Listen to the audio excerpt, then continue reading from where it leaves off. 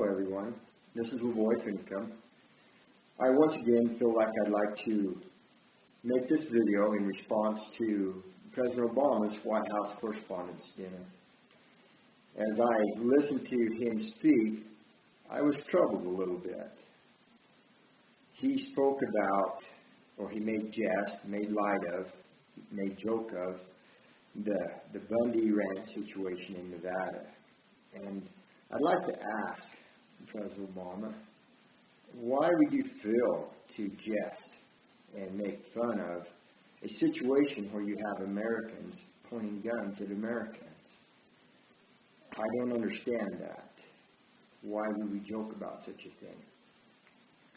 And also I'd like to ask the question, why is it okay that they become labeled as terrorists?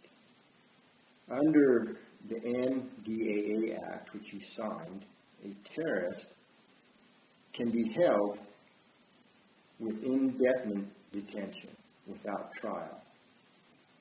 And these people have been labeled, I have been labeled, as a terrorist by Harry Reid more than once. And this week, the court case was just lost where the people of America had asked the government to at least define what a terrorist would be. What is the definition of a terrorist? And that case was lost. So now, a terrorist can be defined by anyone in the government who so decides that someone is a terrorist. Harry Reid has determined that we are terrorists. Does that mean, President Obama, that the Bundys, can now be picked up and held with indefinite detention? What do you think about that?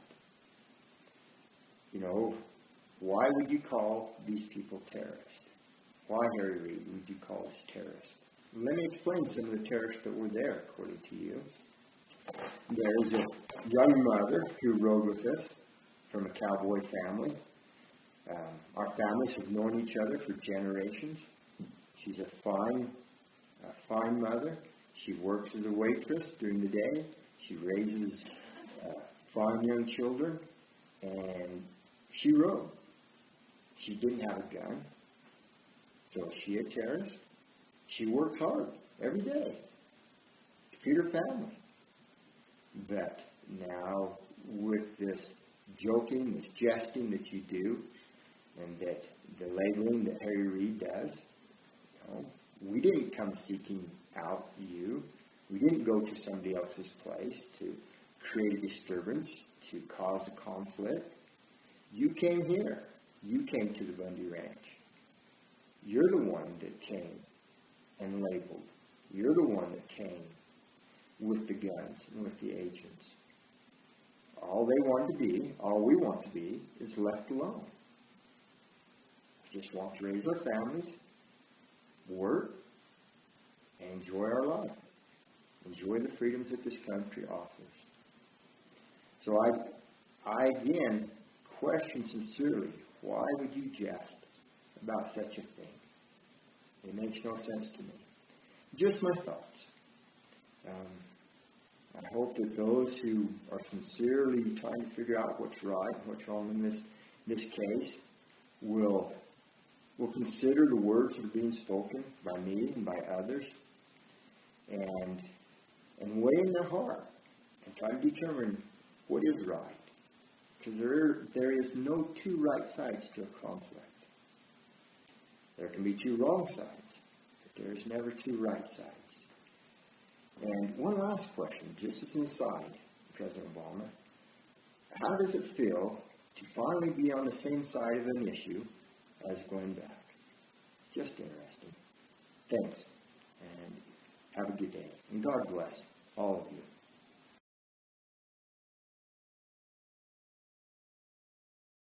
Everyone, this is LaVoy Finicum, and it's been a while since I've made a video in my effort, my attempt to promote the cause of freedom. We've been gathering some cows. I had a colt come over on top of me and it's laid me up a little while. I'm back in the saddle now, and so I want to continue my effort in trying to explain what what freedom is and what freedom isn't. And so I want to talk briefly about the case Wickard versus Filburn. That was a Supreme Court case that extended greatly the power of the federal government using the Commerce Clause. I believe it's Section 1, Article 8 of the Constitution, which means that the government has the right to keep commerce regular amongst the states, not to regulate all the aspects of commerce. But the case was that this farmer, Filburn, Roscoe Filburn, was growing wheat on his own farm for his own consumption. Wasn't going to go into the economy. Wasn't going to be sold across state lines. It was to be used with his own farm, on his own farm, for his own animals, for his own consumption.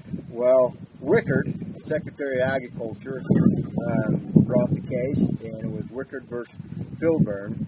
And the Supreme Court decided that the federal government does indeed have the right to tell a farmer what he can farm on his own property for his own consumption. Now, anyone knows that that's not freedom. Here's a case where the Supreme Court violated a person's natural right, his opportunity to have right and control over his own property. And they've used that breach of freedom to begin to now regulate almost every aspect of our lives. The Commerce Clause. Oh, if it's commerce, we can regulate it. And they do. And that's not freedom. And I appreciate Roscoe Filburn making the fight, but I wonder what would have happened if Roscoe Filburn would have said after the Supreme Court ruled against him, saying you cannot farm what you want to farm on your own land. If he would have said, like Clive and Bundy, I don't think so. I think the farm is mine. I think I'll farm it the way I see fit. And had he took that stand, maybe we could have rolled back the power of the federal government where they used the Commerce Clause against us. You know, at some point, you have to say that my freedom is worth more than my life. That I don't care. I know what natural rights are mine. They don't come to me from the government. They come to me from birth. They're natural to me, to my being. They come from me, from nature's God. And he says, I'm sorry, you may take me out in a body bag, but you won't stop me from growing the wheat on my own farm for my own consumption. Had he drawn a hard line then, maybe we wouldn't be where we're at now. I'm glad that there are people starting to draw a hard line. They're beginning to value their freedom more than their life. And it is the citizens of this country, the average citizen, that's going to save our freedom. Politicians are not going to save our freedom. They talk a good talk, and they don't walk the walk. When the Republicans control all three branches of the government, the size and scope of government marches on. When the Democrats control all three branches of the government, the size and scope of government marches on. By their works, by what they do, it's who they are. They're on the same side. They play a little game for our consumption, saying that one is going to protect freedom and the other one's going to help out the downtrodden. And in the meantime, freedom continues to be taken away from us. I just want to say that I think it's time that those who love freedom begin to draw a hard line. That they begin to love freedom even more than they love their life. Those who gave us this freedom loved it more than they loved their life. They gave us a great gift. Put our lives in order. Make things square with our family. Make things square with our God.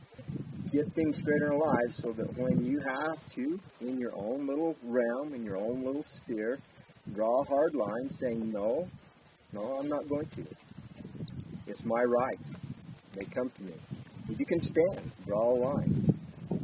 Hope you'll begin to do this. I'm going to, again, once or twice a week, try to talk about an issue and make them relevant to the day, what we're dealing with. I'm here on my ranch, working my cows. This week, we had a drone go over us. What the heck is that? Why do you have to run a drone over us and take a look at what we're doing while we're out here working? We're not hurting anybody. We're not causing anybody problems. What you do and looking down our backs. But things are changing. America, please. Those of you who love freedom, stand up. And this is LaVoy again, making my little voice heard, my little voice, my little stand for freedom. Stand, America. Have a good day.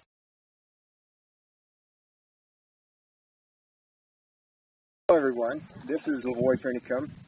Again, One Cowboy Stand for Freedom. I wanted to talk to you today a little bit about energy. You know, man is free to the degree that he's self-reliant and independent, and that holds true for our country. Our country is at risk when we are not self-reliant and independent. So I want to talk just a little bit about energy for our country. If you look at this country behind me, I'm here on my ranch. This land covers area about the size of some European nations. It's large, and mostly sagebrush, cedar trees, pinyon, and it's wide, it's vast. And you might not realize it, but there's a great amount of wealth upon this land here. A vast amount of wealth, and it's in the uranium and in other aspects. When I was a youth, in my early 20s, I worked on a wildcat rig, a drilling rig, on some of the first uranium test holes that they ran out here, Hacks Canyon. I was a drill hand on one of the two rigs that drilled down to, that found those great lodes there in the Hacks Canyon. Let me tell you just a little bit about that ore, that uranium ore there. That uranium ore is some of the richest in the world. It's found in brecciapite. They're in small concentrated areas. When we drilled down into that brecciapite, and they went and put the probe down from the probe truck or van, it was so rich, it was so hot, that they had to take the vans back and recalibrate the probes so that they could get an accurate reading. Extremely, extremely rich uranium, and this country is filled with it. And it's not a strip mine that you get it with. It's not open pit mines. These are subterranean mines that go down in, mine out these breccia pockets, these brecciapites, and easy to reclaim, doesn't cause damage to the environment. But we've been shut down. Our country has been shut down, and so we get our uranium, a lot of our uranium from abroad, from Canada, from other nations. And so you need to understand that right here on this area, this ranch, there is a vast amount of wealth, and it's tied up, it's shut down, it's kept from our country. Ken Salazar, under Barack Obama and his administration, was instrumental in shutting down any more mines. There's a couple of mines that are continuing to operate, but once they're done, no more mines. All these claims that have been laid out here, all this great high-grade uranium is kept offline. So you ask yourself, why? Why do they shut this down? Why do they close this off? It makes us more vulnerable for our power, outside influences. Why do they shut down the Keystone Pipeline?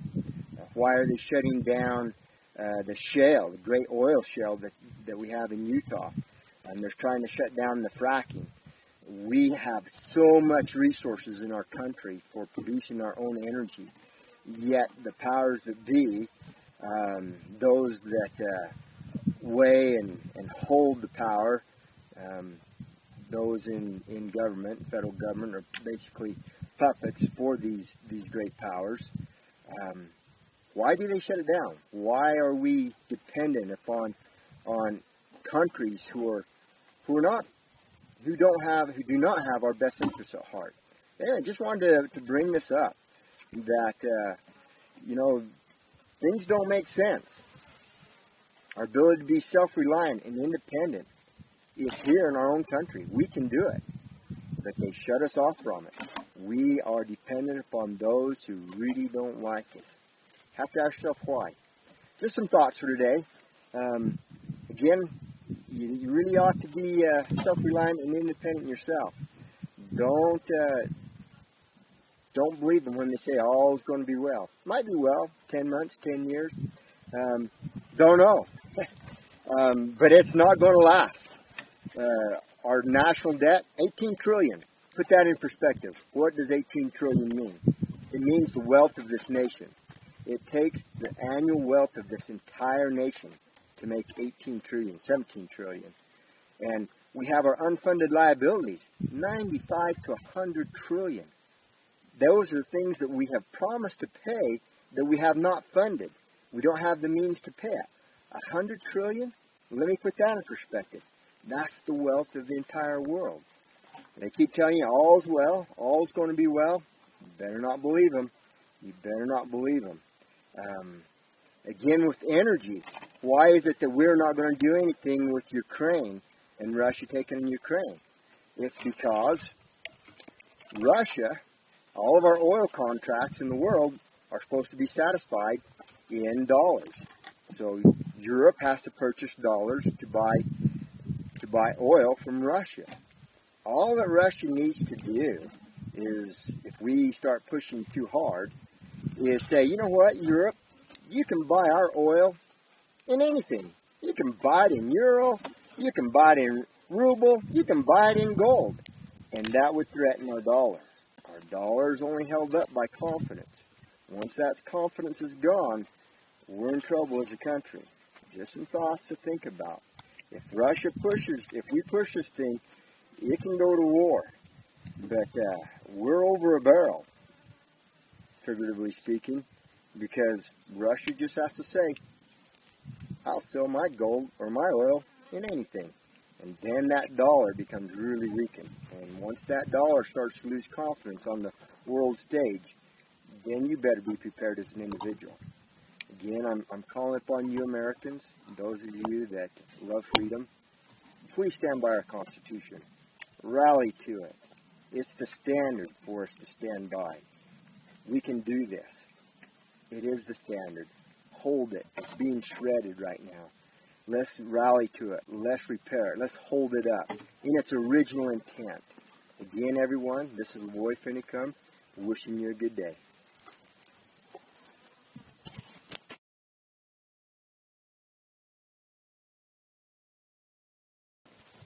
Hello, everyone. This is LaVoy Finicum with One Cowboy Stand for Freedom. It's September 2014. I'm out here on my ranch. It's great out here. The rains have come this summer. The grass is tall. It's still green. My cows are fat. My water tanks are full. Just feeling really grateful for all the blessings that I'm enjoying right now. Love being out here. Don't have a cell phone. It's peaceful. Yeah, you know, I feel like when I'm out here that all's well, all's right, nothing's wrong, no worries, and I love this life out here. But it doesn't take too much to see that dark storm clouds are gathering, and we really need to open our eyes if they're not already open. We need to take care of those we love. We need to have our houses in order. We need to have our relationships in order. And we never know how many days we have upon God's green earth here. And we need to make the best of each and every one of them. But about those storm clouds that are gathering, it's easy to see that our government has eviscerated the Constitution. They are a lawless government. Unwilling to be governed by the supreme law of the land, by the laws that we, the people, placed upon them. And so what do? This thing isn't going to be solved legislatively. It's too far gone. There's too few politicians with real conviction, with real courage. The establishment is too firmly entrenched. We're not going to turn this thing around legislatively.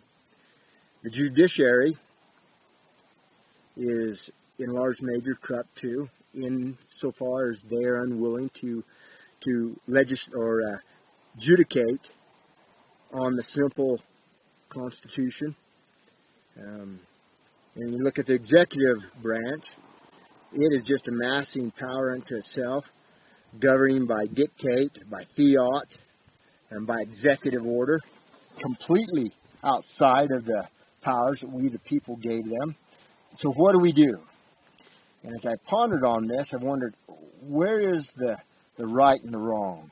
Where is that line where it's wrong and where it's right in resisting this? And I come across some words by a man that I respect a lot by the name of Ezra Taft Benson. And he asked that question. He said, is it morally right to resist tyranny? And then he answers his own question by saying, I believe, or he said, with all the fervor of my soul, I believe that God intended man to be free. And then he went on to say that rebellion against tyranny is a righteous cause. So there you have it. That's exactly how I feel. It's good to read and hear other people that feel the same way. He went on to say that the fight for freedom is God's fight. So when a man stands for freedom, he stands with God. And as long as he stands for freedom, he stands with God. And even if he stands alone, he still stands with God. A man will be eternally vindicated and rewarded for his stand for freedom. So, the way I do the math, I think there's about 50 million Americans out there that love freedom as much as I do. They're willing to put their lives on the line, their fortunes, their sacred honor, as our founding fathers did in the beginning, because the conflict that's building, the storm clouds that are gathering, are over this very same issue. Will man be free, or must he be coerced? And me, for one, I'm going to live my remaining days as a free man. Maybe long, maybe short. But I'm going to live as a free man. And so, what about you? My appeal is to you, 50 million. Those of you that are making the good fight, that are standing for freedom. And I believe we still should fight through the legislative avenue, through the judiciary avenue, through the legal avenue. I think we still should make those efforts wherever we can. But we know when our natural rights are being violated, when we are being trampled upon. And it's time for us to say, no, no more. Now, if your rights are being trampled on, if your property rights are being violated, I'll come and stand with you. You can reach me on Facebook, LaVoy Finicum, or at my email, LaVoyFinicum@yahoo.com. I'll stand. There's 50 million of us, I know. There's 50 million that's willing to stand and pull together and say, no, leave him alone. Leave his property alone. No aggression, no hate, but willing to stand, willing to defend. And by all means necessary, to say, leave us alone. Don't bother us. Let us raise our families. Let us enjoy this land upon which we live. Let us be free to make our own choices. It's a great land. It's a great country. I'm going to live as a free man. I invite you to stand up, defend the Constitution, the rights that are guarded by this document. Stand for freedom. Stand for the Constitution. Have a good day, everyone. This is LaVoy Finicum. One Cowboy, stand for freedom. See you later.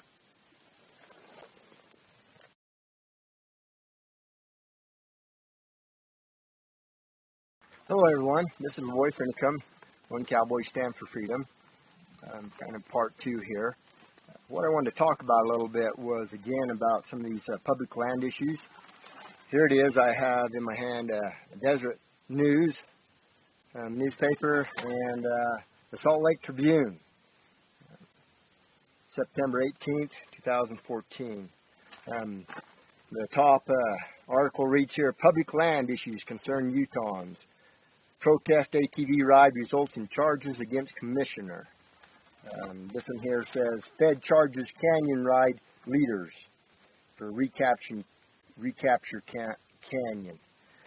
After the Bundy standoff, some of these people up in Utah were really concerned that the overreach of the government, where they shut down Recapture Canyon that had been a road and a right-of-way for ever since the pioneers moved in, and a bureaucrat decided it needed to be shut down, and they didn't want to for 7 years, I believe it was, that they've have been trying to get that the right-of-way permit to go through, and they're just sitting on it. Finally, says, well, we're going to ride here in protest of what you're doing. Well, after the BLM was embarrassed over at Bundy Ranch, they didn't make any arrests. They just kind of sat, took names, and waited and watched. Now they're charging them. They're going to make somebody an example to show that you better not get out of line. Stay in line. Don't think you can do this, break the laws with impunity. Let me read here what it says. It says, page 4, says Charlie Christensen, one of the, this is part of the bureaucracy that is unelected. He says that we respect the fact that citizens of this state have differing and deeply held views regarding the management and use of Recapture Canyon, and recognize that they have a right to express these opinions freely. It says, but when individuals violate the laws rather than engage in lawful protest, we will seek to hold these individuals accountable, she said. So here they are, lecturing about obeying the law when they themselves won't be governed by the law. Let me just go back a little bit and explain a little bit about how this BLM came into being. These states, as they became states, the lands were to be seceded back to the states once they moved from territory to state. Well, they quit doing that, or doing it very slowly. And finally, in 1936, they passed what was called the Taylor Grazing Act. And that just by simple majority vote, and they created this, the beginning of the BLM, where they then say in the act that we now permit you, people on these lands, we permit you to be here. And every 10 years we'll reconsider if we want you here, and in fact, anytime within that 10-year period of time, we may change our mind. Well, we as the people of the United States never gave the federal government the authority to permit them to do this. They didn't have the right to permit or to take away. They were supposed to give those lands back. And then they were continuing to do it at an ever increasingly slow pace until in the 70s when they completely quit. And they just decided to hang on to these lands. 80% of Nevada, 70% of Arizona, 80% of Utah. And so they hold all these lands and they tie up all the wealth in it. And so that's the law. That's the law. Who is the legal and who's the illegal? That just because we function within this bureaucracy does not make it a legal entity. And you need to be clear on that line. It's time to put this dragon back into the box that was created for it in the beginning. Because it's out of its box and it's rampaging. It knows no bounds. And again, there's good people in it. But it's illegal. It's illegitimate. And this is LaVoy Finicum, again, for One Cowboy Stand for Freedom. Thanks.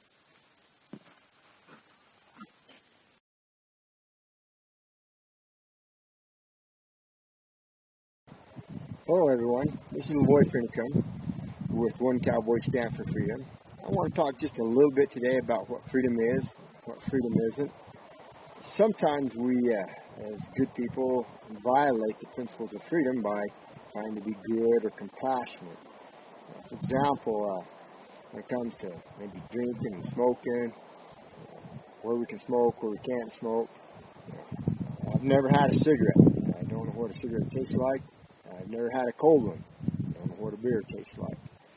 But who am I to tell somebody else that he can or can't smoke? Who made me Lord and Master over another man? Is his body his? Is my body mine? If he wants to smoke and treat his body that way, I should respect it. It's his body. And so if a man takes and builds a restaurant with his own money, his own risk, and he decides he'd like to allow smoking to be in that restaurant, who are we as a people to go to that man who's made the effort with his own money, his own effort, his own risk, to say, you cannot have smoking in this building? If it's freedom, he should be free to do that. And all the people who like to smoke can go to that restaurant and get something to eat. And if those of us who don't like to smoke, we could go to a restaurant that doesn't allow smoking, and we can enjoy that. And those of us who really don't care one way or the other, we could go to both restaurants. And we could all be free. We could respect another man and his person and property. And his body is his, my body's mine, his property is his, my property is mine. If you don't break my leg nor pick my pocket, it's not my business. And that's kind of what I think. I think that's where we should be as a people. Let free enterprise and freedom reign in this earth, in this country as it used to, and let us deal with the consequences of it. I smoke, I get cancer, well, that's my problem. Just don't ask me to pay for your problem of fixing your cancer. And I won't ask you to do is to take care of my health problems when I have them. And that's my responsibility. It's not yours. It's not society. It's the individual responsibility. They're individual bodies. They're ours. They're not the government. We don't need somebody telling us what we should or shouldn't do with them. As long as we're not hurting another person, taking another person's property, then how about we just leave each other alone? And that's just a thought for today. And I'll leave that with you. And this again is LaVoy Finicum with One Cowboy Stand for Freedom.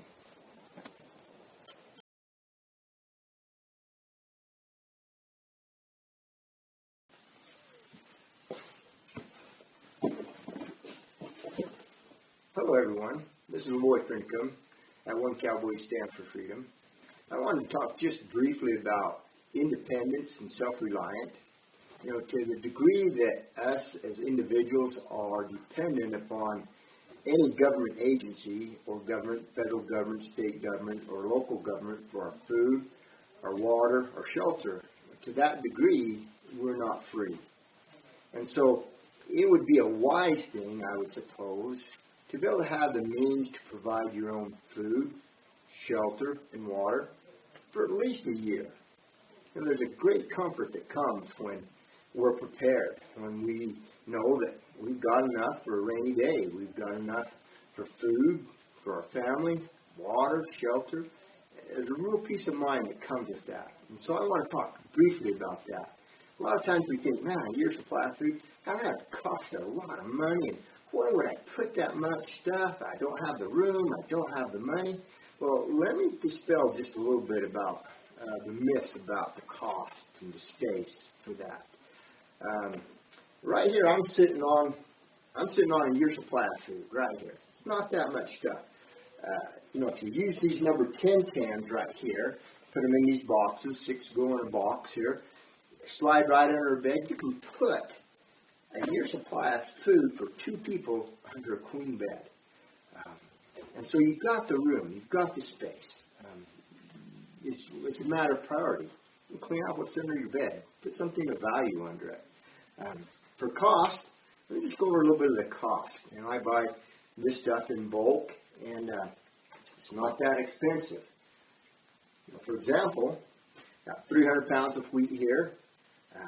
Only cost me $75. 100 pounds of rice, $40. 100 pounds of beans, $60. 100 pounds of rolled oats, $45.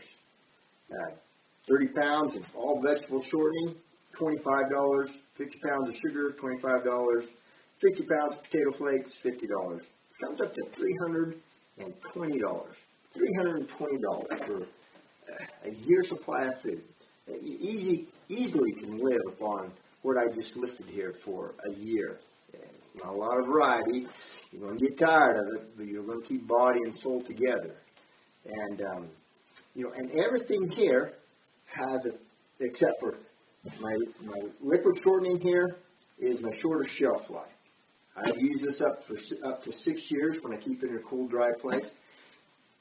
Cooks fine, bakes fine, fries fine, but keep it all vegetable. Don't put any lard in it. All vegetable shortening. 30 pounds here, $25 at Costco. That's my shorter shelf life, 6 years. My next shorter shelf life is I didn't figure that in here, but it would be my powdered milk. And that's a 20-year shelf life. But the rest of this stuff I'm sitting on, 30-year shelf life. Under $400, you've got a year's supply of food. $320 of all the things I listed here. No reason why we shouldn't have that. Get it, put it up, put it away, don't worry about it. Great peace of mind. Prepare for a rainy day. Prepare for when things might not be as rosy as they are right now. This Ebola thing, everybody's got a little worried about it. I don't think it's really going to, blow too much out of proportion here. Could, but I don't think it is. But something will. Sooner or later, something will cause this great distress in this nation. Take the time to be self-reliant. Prepare. You can fight for freedom better when you're prepared yourself. Well, just a few thoughts for today.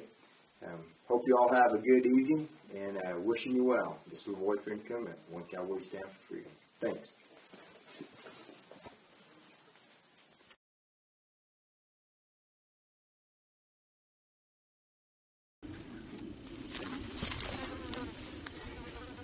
Hello everyone, this is LaVoy Finicum.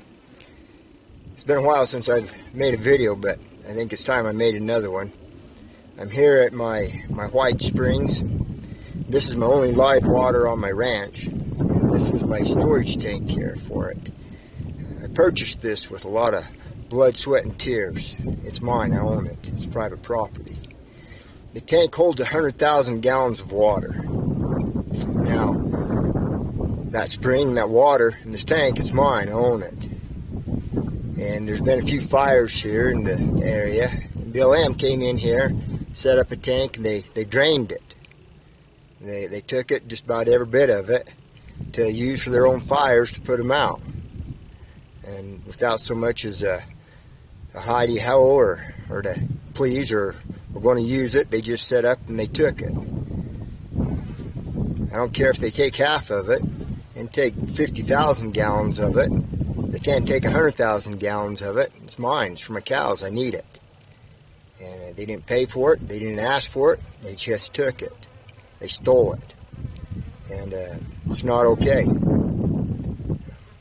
They got tankers. They got all sorts of choppers. They can just drop it in buckets in the river over there. The Colorado River's only a few miles over there. And me, all I've got is a flatbed that can hold 900 gallons of water. It takes me an hour and a half to 2 hours through rough roads to get water out here. It takes me over 100 days just to haul water out here to make up for what they've taken. And, it takes over 200 days just to fill this dang tank. They just stole it. It's not okay. I'm telling them, here, I'm going to post this and tell them to knock it off. They take more than half, they better come and ask me. Quit stealing. It's not theirs. I'm going to let the Mojave County Sheriff, Jim McCaleb, know that they're stealing my water. They need to stop it. It'd be really nice if they'd take one of those tankers and come out here and fill it up, replace it. Or how about they just leave it alone? But anyway, this is LaVoy Finicum.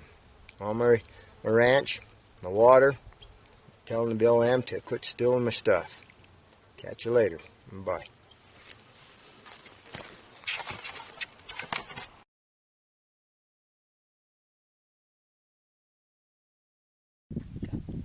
Hello everyone, this is LaVoy Finicum, One Cowboy Stand for Freedom. This is a very important video that I'm making. I'm hoping that you can have a little bit of patience as I try to do a little bit of educating. I'm calling this part 1, LaVoy versus BLM. I'm here on my ranch and it's beautiful out here. And it's time that we do something more than just talk about freedom and about defending our Constitution. So I want to educate, and I want to teach, I want to let you know what I'm personally doing to defend our Constitution. First off, I'm going to just pan here and show you what this pasture is. This is just one of my pastures on my ranch. I don't know how many acres are here, 3,000-4,000 acres in this particular pasture. In 6 years, I've never grazed this pasture off. This is the first year that I'm turning out on this pasture. And that's going to be significant, and I'll explain why. But first, I'm just going to pan and show you this pasture. Okay, as you look around, this is my reservoir. Call this my Upper Kent pasture. A few of my cows sitting on the reservoir. And the range goes to those tree lines, those mountains over there, and it continues to go down to those tree lines that way, looking south, goes to those tree lines there, and then from there this pasture goes to that mountain right there. My ranch also goes up on top of that mountain, but this particular pasture is just this valley here. And daughter, come back over here. And this is the best part of my ranch. This is my daughter, Catrielle. She's my second to the youngest, and she helps me with all of this with the rest of my family. But my pasture goes up that way several miles. Again, a lot of acreage here.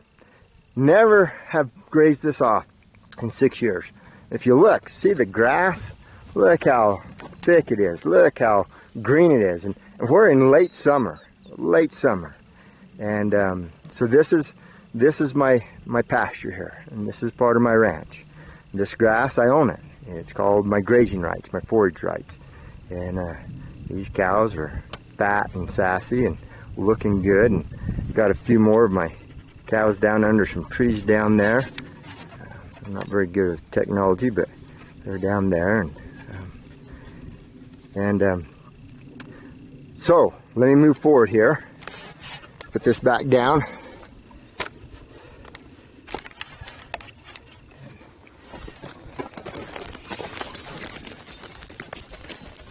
Hope you can see me. This is my dog over here, Diamond Hill. Great cow dog. She's pregnant right now. Going to be her last litter. She's getting a little old, kind of like me. A year ago, she and I both got laid up.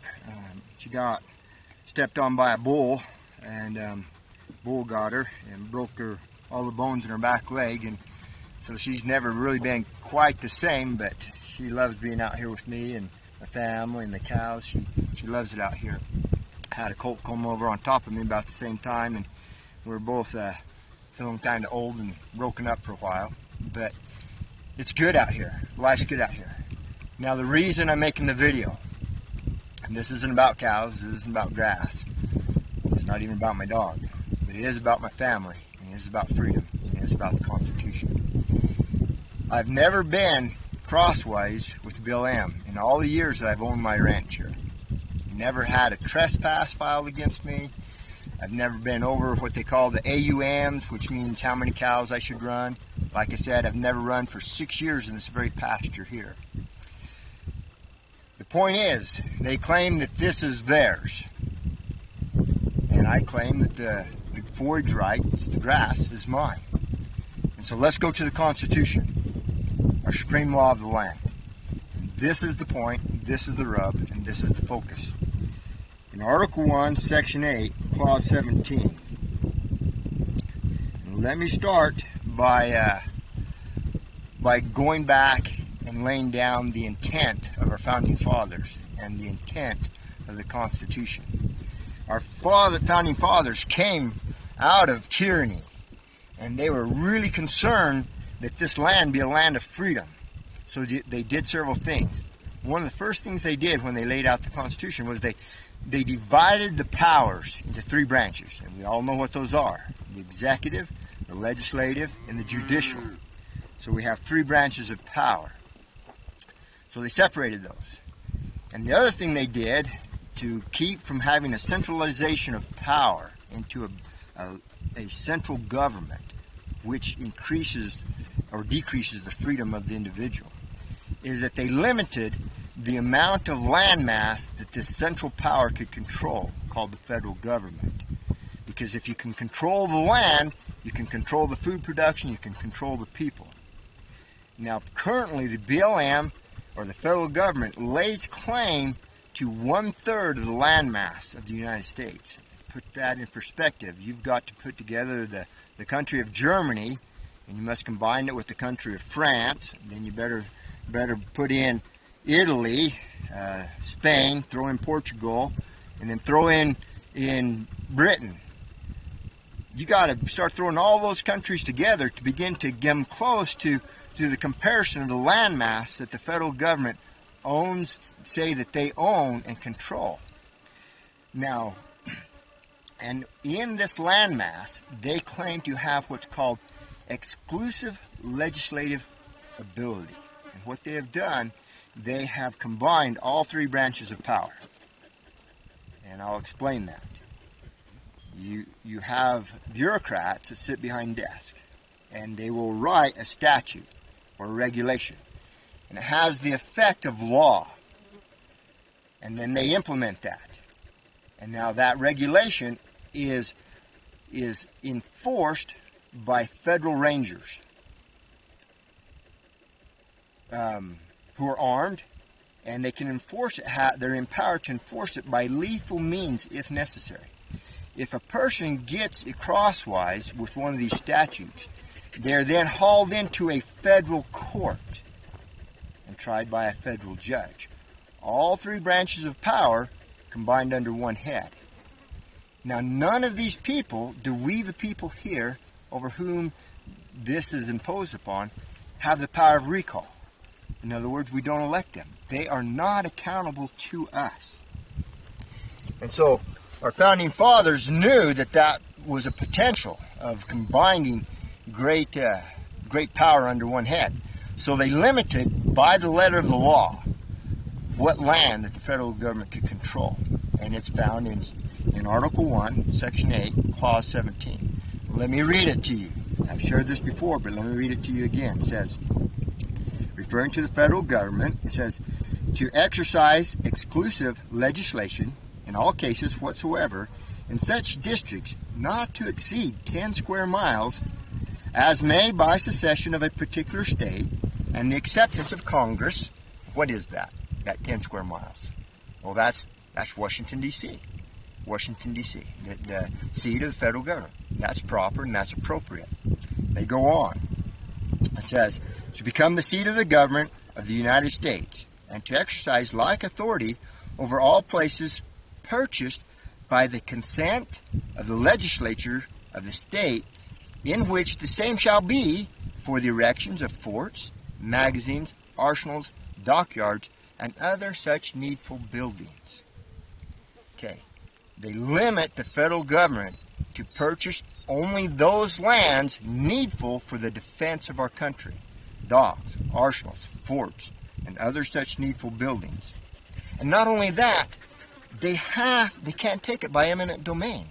They must ask the state legislatures if they can purchase it from them. So in this very clause here, by that very sentence there, it acknowledges that the states are the owners of the land. And what happened was that in the beginning, these states, there's one other place that the federal government can exercise control over in landmass, and that's territories, and that's appropriate. It's in the Constitution. They have that right. And so when a territory was to be admitted to the Union, they were to come in on equal footing as the original 13 colonies. And so they were not to be less than. And so at the moment, at the time of statehood, those lands were to be disposed of to the people of that state. And if you look on a map, you can see that that procedure was followed until you start getting out here west. And as time lapsed, as governments are wont to do, they like to hold on to power, hold on to wealth. And so they became slower and slower at disposing this land to the people as they are supposed to do. Until, at such point, they almost quit. And then they did. And then they says, you know what? This land is ours. And they said that we own it. And let me give you a little history on this. I hope you'll follow along with me a little bit here, because it's important to understand this. And it's important to understand so that you can understand who is lawful and who is unlawful. Well, let's actually go to what I'm particularly involved in here, and it's called grazing rights. Now, grazing right is a right that is established by prior appropriation. It is a natural right, and preemptive or prior appropriation is the legal term, and that's how property rights are established, and it's called common law or natural law. For example, I explain this to people to help them to understand this. We understand rights when we look at lines. See, rights are not granted by the government, but a person claims a right. There's three things to establish a property right. The first thing is you must claim it. The second thing is you must use it. And the third thing is you must defend it.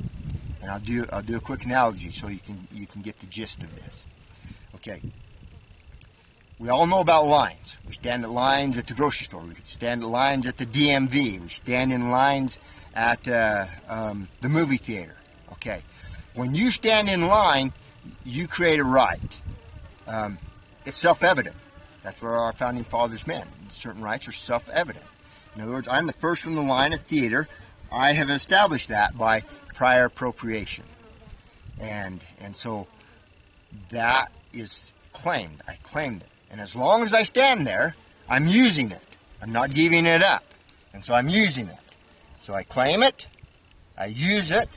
Now, the third thing is I must defend it. Well, let's go back to use it. I cannot, after I make this claim, walk away because it's taking too long, and I go get a hamburger and a drink, and then come back and the line is really long, and say, hey, I'm first in line. No, what happened? I lost that right because I didn't use it. Okay. Now, suppose I'm sitting there first in line, and the line is long, and in comes a bigger feller, and he says, man, that line is too long, and so he steps in front of me, and I can do one or two things. I can mumble and complain and step back, and in such case, I have given up my right. Or I can defend that right. Those are the two things. Well, what has happened? The federal government has come in and started claiming it. We have been here prior to the BLM being formed. These grazing rights were established. And I'll explain it to you. This particular grazing right here that we're sitting on, all this green grass, all this acreage here.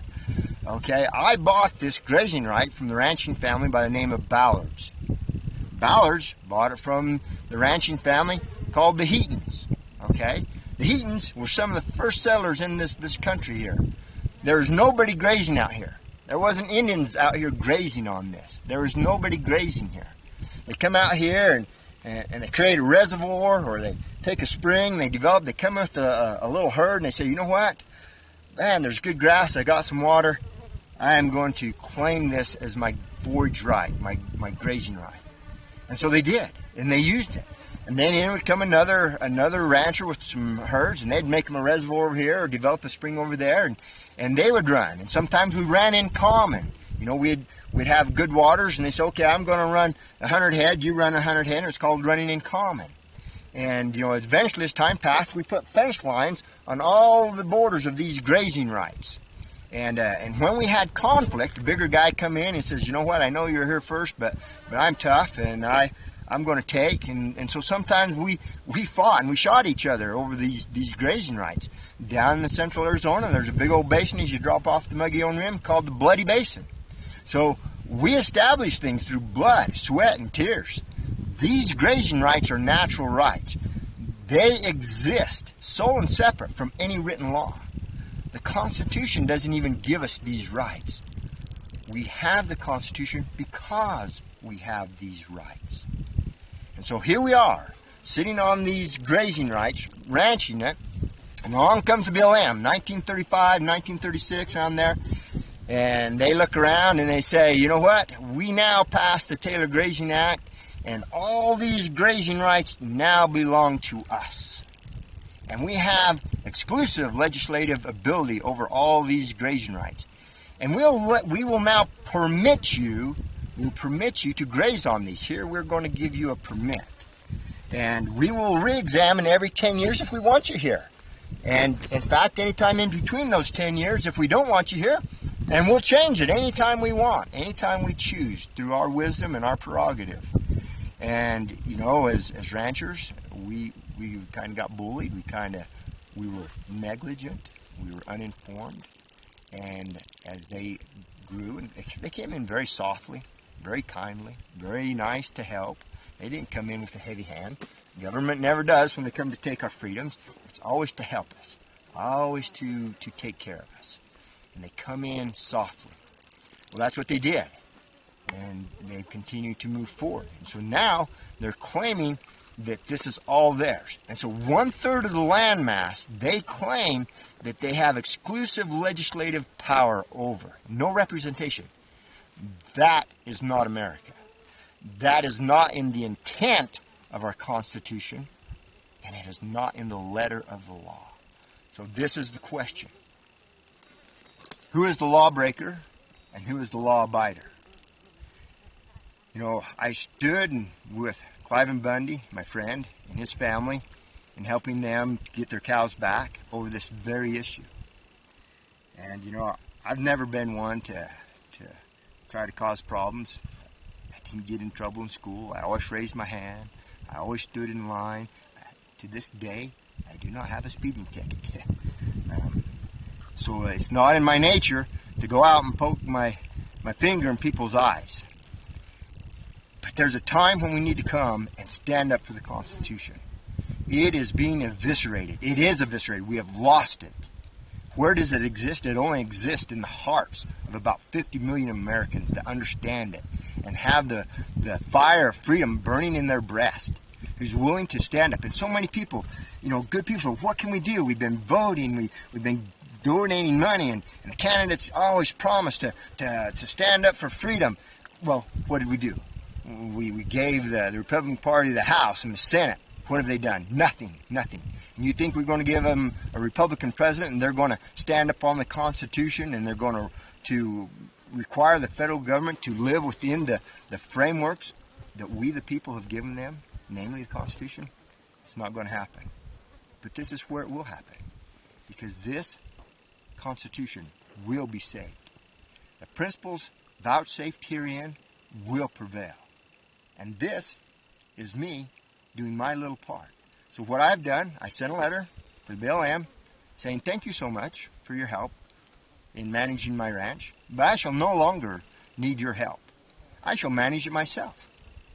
And so I will no longer pay them the mandatory fees, nor sign the mandatory terms and conditions, because they're illegal, illegitimate. It's not theirs. I didn't buy it from them.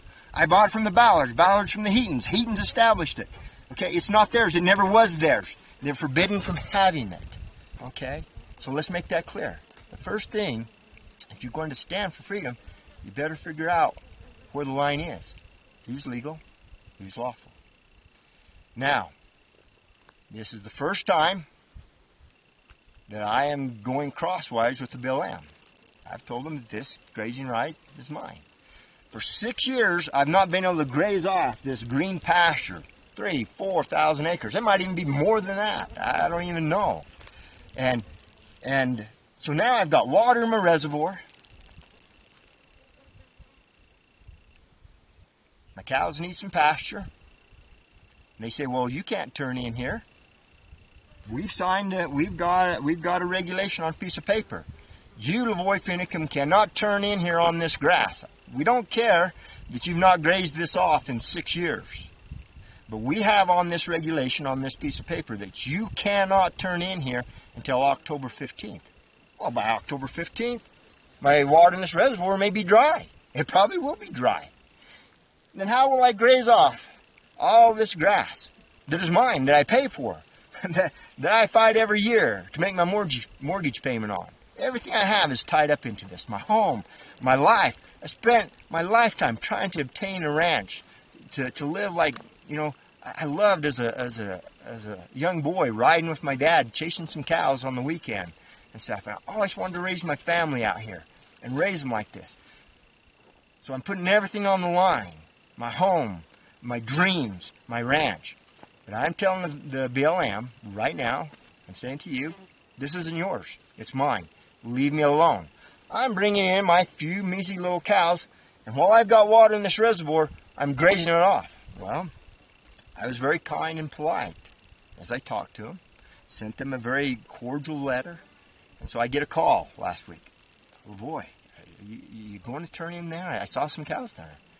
Yes, Mr. Range Con, I told you that I'm not recognizing you as the owner of the land. I didn't buy it from you. I'm not paying you. You know, it's not yours. My mortgage isn't to you, BLM. And so, and I didn't buy it from you. I bought it from the Ballards. It never was yours. And so, yes, Mr. Rangecon, I'm turning in my cows here. It's grass. It's green. I'm turning in. It is August, middle August. So I'm August, September. I'm turning in about 8-9 weeks early. So we're going to have to trespass you. We're going to have to start documenting. I got to make this. I got to account to my supervisors. I understand that. Go ahead and do what you want. This isn't anything personal against you. It's just not yours. It's mine. So here I am. I'm beginning to document me as an individual standing for the Constitution. Now, there's a lot of talking, a lot of poking holes in the air with the fingers, and very little doing when it comes to standing for our Constitution.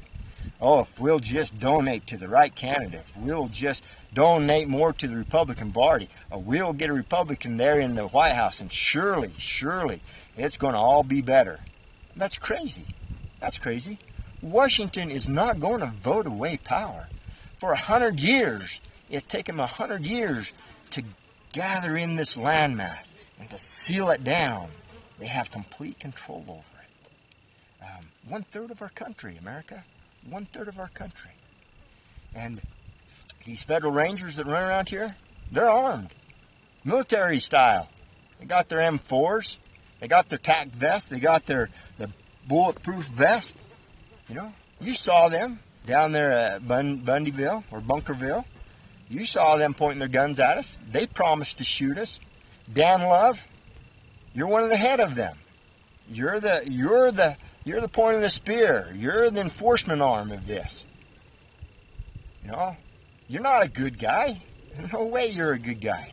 Nowhere do you have authority to run around here with policing powers.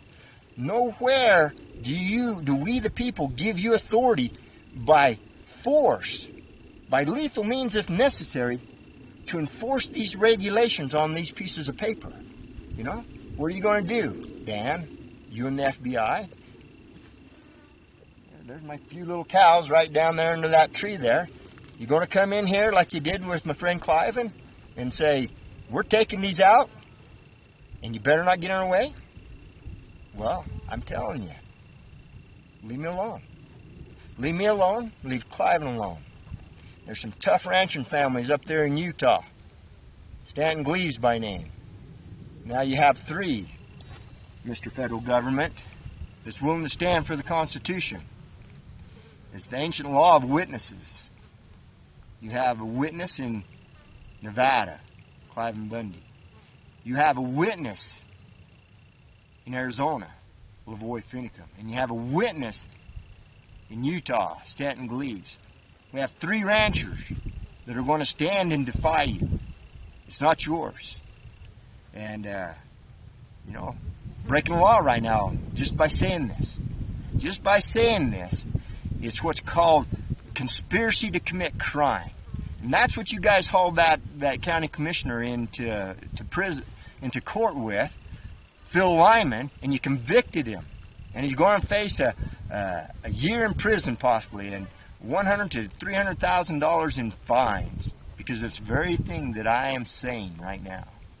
I don't care. If you go to the Bible, there's actually a story I really love. You might be familiar with it. It's called the captives that were in Babylon, by the name of Shadrach, Meshach, and Abednego. Three. Anyway, the greatest force upon the face of the earth at that time was the Babylonian Empire. Nebuchadnezzar, the most powerful man in the world. And anyway, he knows Shadrach, Meshach, and Abednego, and they're out there, and they make a golden image, and they command everybody to fall down and worship the golden image. And Shadrach, Meshach, and Abednego, they don't fall down. They don't worship. And Nebuchadnezzar gets a little upset, but he knows them. He calls them up there and says, Shadrach, Meshach, Abednego, what are you doing? What are you doing?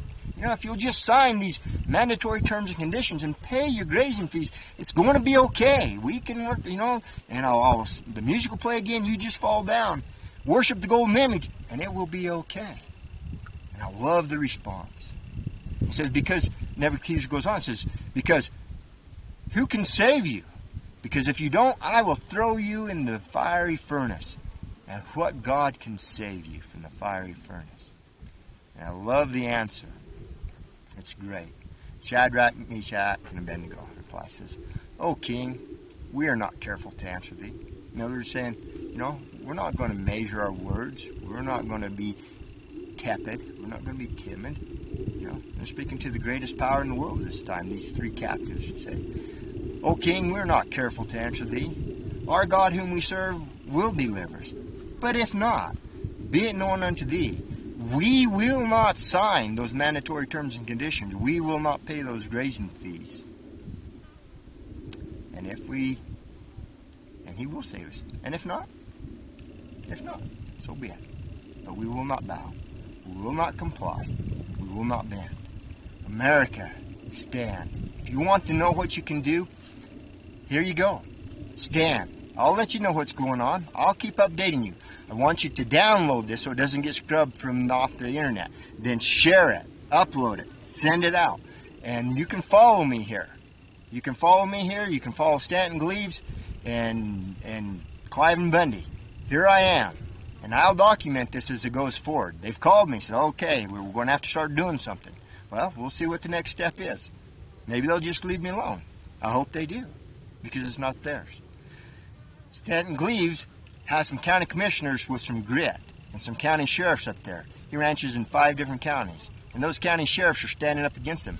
BLM says to Stanton Gleaves there, you can't turn out here in these pastures. And Stanton Gleaves says, yes, I'm going to turn out in these pastures. And the county commissioners and the sheriffs stand up behind him. Proper form of government closest to the people. Those county sheriffs are elected by those people. Those county commissioners are accountable to those people. They have the power of recall. And anyway, they back him down.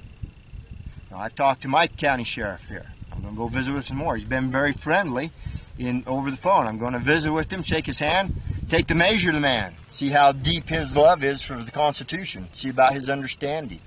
But whether he backs me or not, I'm going to stand. But he said some very kind things. The BLM tried to get him to give resources, the Mojave County Sheriff Department, man and power and stuff, to move against Clive and here recently, and told him no way. So good for him. We shall see how it goes. America, stand. The night is far spent. The Constitution has been shredded. That it lives in your heart.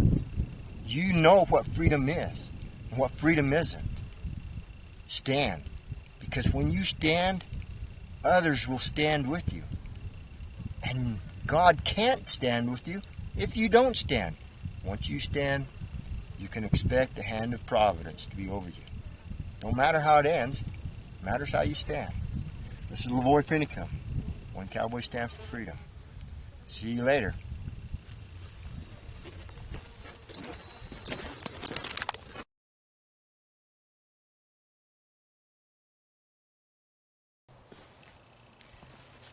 Hello everyone, this is LaVoy Finicum. One cowboy stand for freedom. Thought I'd just kind of bring you up to date, how things are progressing. Out here, been kind of tired, been hiking this water line up this mountain back, trying to fix some of my water lines, and off of my spring, one I talked about in one of my earlier videos.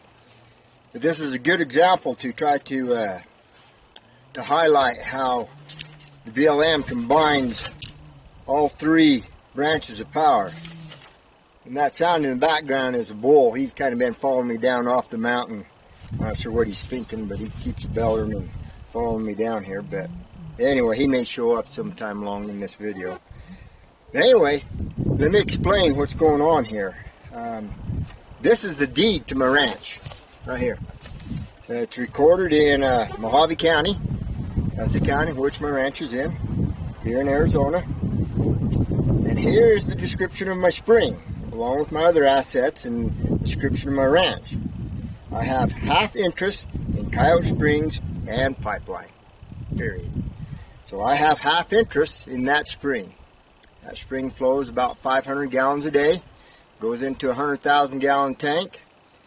And so in a year's time, there's roughly about 200,000 gallons that flows out of there.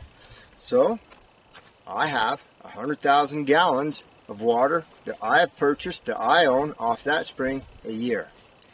Well, here you go. Here's a letter. Again, they claim to have exclusive legislative ability and power whatsoever. That means that they can write and create laws and back it up and by the rangers or take us into their court. Now remember, I don't recognize them. I don't recognize their right to own and control it, but here they have a letter sent. It says, as discussed, the two-weep little tuck-up little two-weep holds half interest in White Springs. Now that's correct. Water during the permitted season of use, from October 16th to May 15th, 7 months. After this time, the entire flow will be allocated to the two-weep allotment, which is theirs. Let me explain that. Environmental group came in here by the name of Grand Canyon Trust, purchased up that ranch, then gave it to the BLM. BLM now has, they claim not only that, they claim the grazing rights and everything with it, plus the water. So now I have a deed for half that water.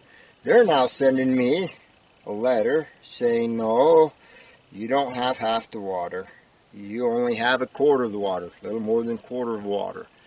You have the water for 7 months and that's it, which is close to a 50% reduction. That means I only have 58,000 gallons that I can use for my cows in the year.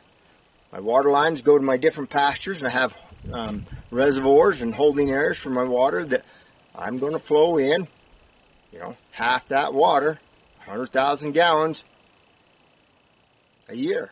I own half that water 12 months out of the year. But they send a letter here and let me know that now that they are taking almost another 25% of it. And they say it's theirs, just with a letter. But I'm not losing any sleep. I use it and I'll run it where I need to run it. See, they're turning my line off. I'm down here hiking this mountain, fixing water lines and stuff. I'm tired to hike this whole dang mountain and back and get up there and try to find the leaks and get up there where I turn the water on. They turned it off. They turned it off. I've got to be careful. I'm only assuming it's them. They run a particular tread on their trucks, which are pretty notable, and they know where the valves are. And so I'm assuming that tread is like the treads they run, and they went over to the valve and they turned it off. Well, we could have a little problem there. But just letting you know, this is where it's going. They're continuing to increase their holdings and continue to buy out ranchers. And every year, the BLM's holdings are greater than the year before. Remember, The government already controls 1/3 of the land mass. Each year that land mass expands. Well, anyway, I'm tired. I'm going to go home, get some dinner. Hope you have a good evening. This is LaVoy Finicum, One Cowboy Stand for Freedom.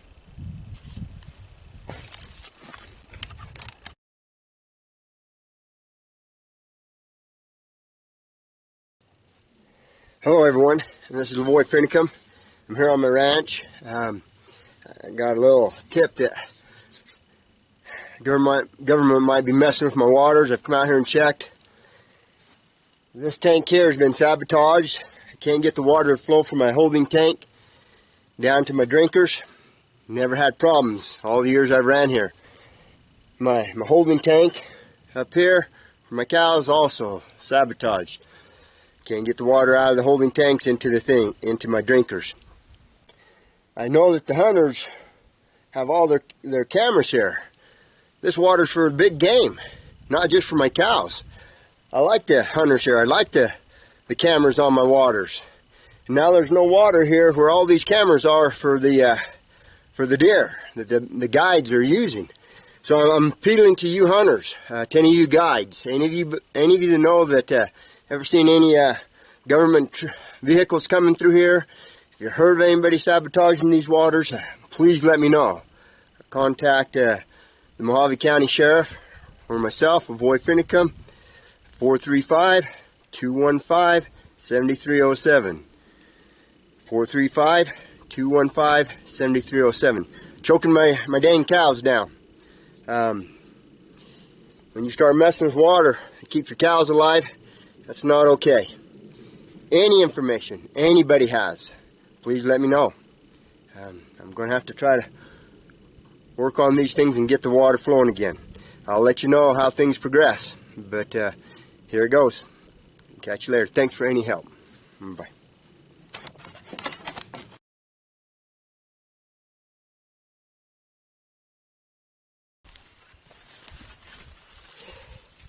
Hello everyone, this is LaVoy Finicum, One Cowboy Stand for Freedom.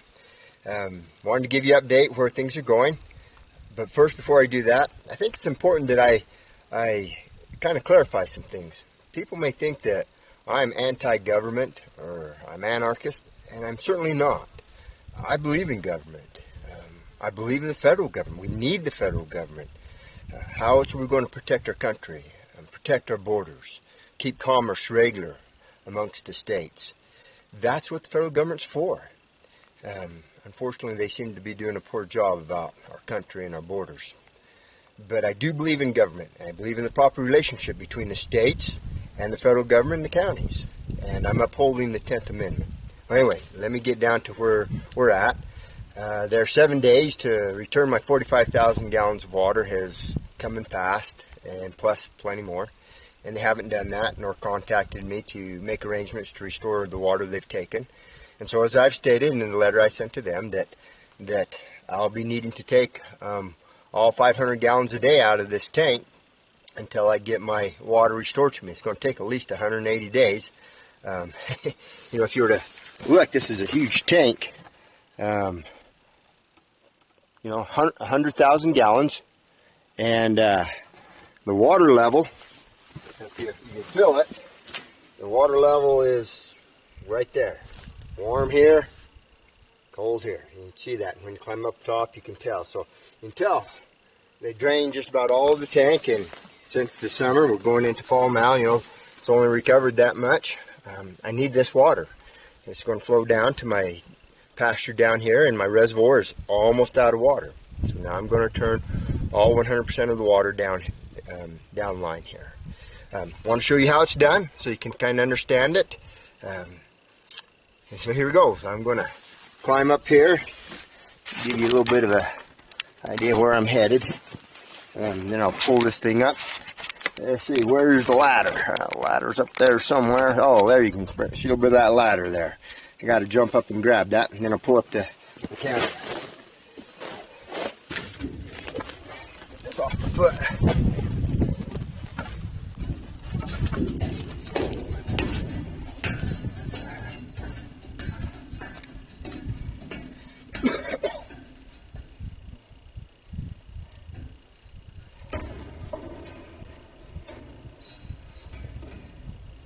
kind of high up here. Got a roof on pipe.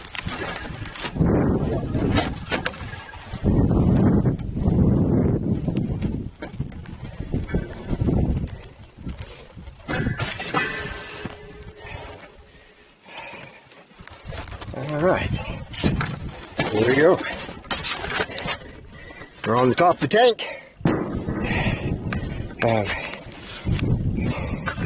Oh, it's a great view out here. Whew. Now down over there is reservoir, the BLMs. This is the ranch that they call theirs, the BLM, and they got water in a reservoir down here, so they got water for their cattle. But they're taking the flow, all the flow actually, out of this tank right now to a little drinker down there, and none of it's going down to my place. And I'll show you how this works. This is the lid, and big old hole down there. Not sure what you can see with all this bright sun and stuff, but it goes way down there. Explain to you what you're looking at, which you can't probably see a dang thing down there, is there's two straws or two pipes. And what happens is the lowest pipe takes all the water, and the highest straw gets left out of the water.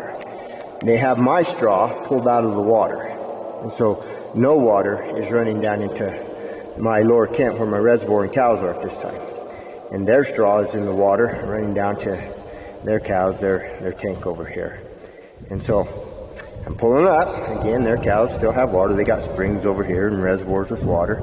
I'm going to pull up their straw, and I'm going to put my straw in the water. And this is how you switch the valves. There's actually valves on the line, but this is where the water gets into the lines. I'm going to do that right now.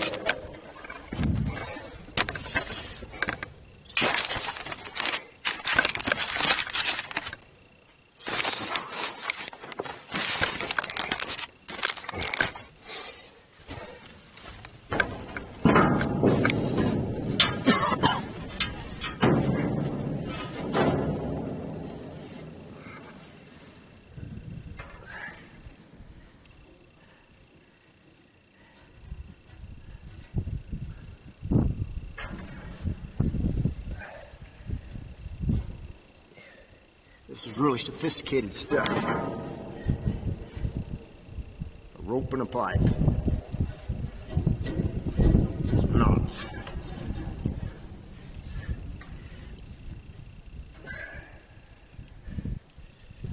Okay. Their straw's out of the water. I'm going to tie it up. And remember, these cows are actually a rancher's who's working with them on their ranch. Their cows have plenty of water. And they're not giving me a single drop out of this tank right now, so I'm taking all of it.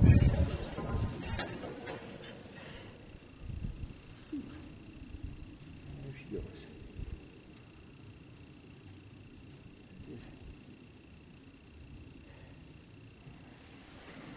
Just drop that just below the surface.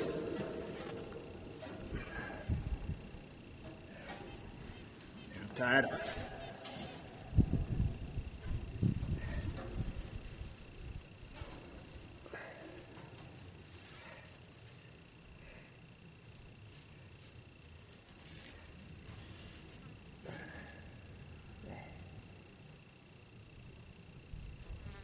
There we go. That's how it's done.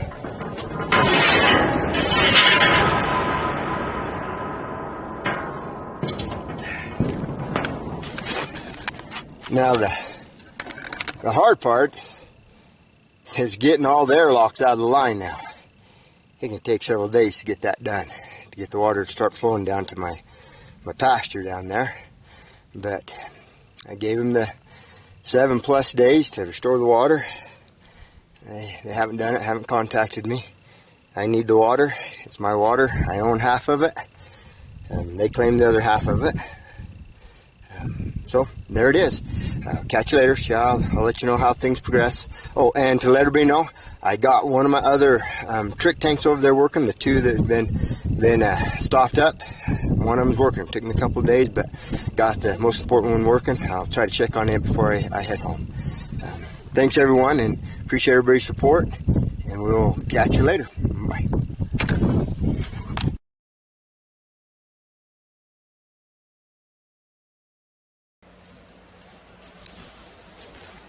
Hello everyone, this is LaVoy Finicum. I promised you I'd keep you updated with how things are going, and so I need to update you. A lot has happened in the last few days. I've just had a long day. It's late in the evening. I've traveled to Kingman, our county seat, and back. That's a round trip of approximately 600 miles. So I went down there, had an appointment with our county sheriff, Jim McCabe. Good visit with him. I learned a lot, and I like what I heard. And so I'll tell you what the conversation was about. He's already been approached by the feds, by the FBI, and the head of the BLM law enforcement. And forgive me if I get the names right, but I think Special Agent Bean, I think is the name. Forgive me if I have it wrong.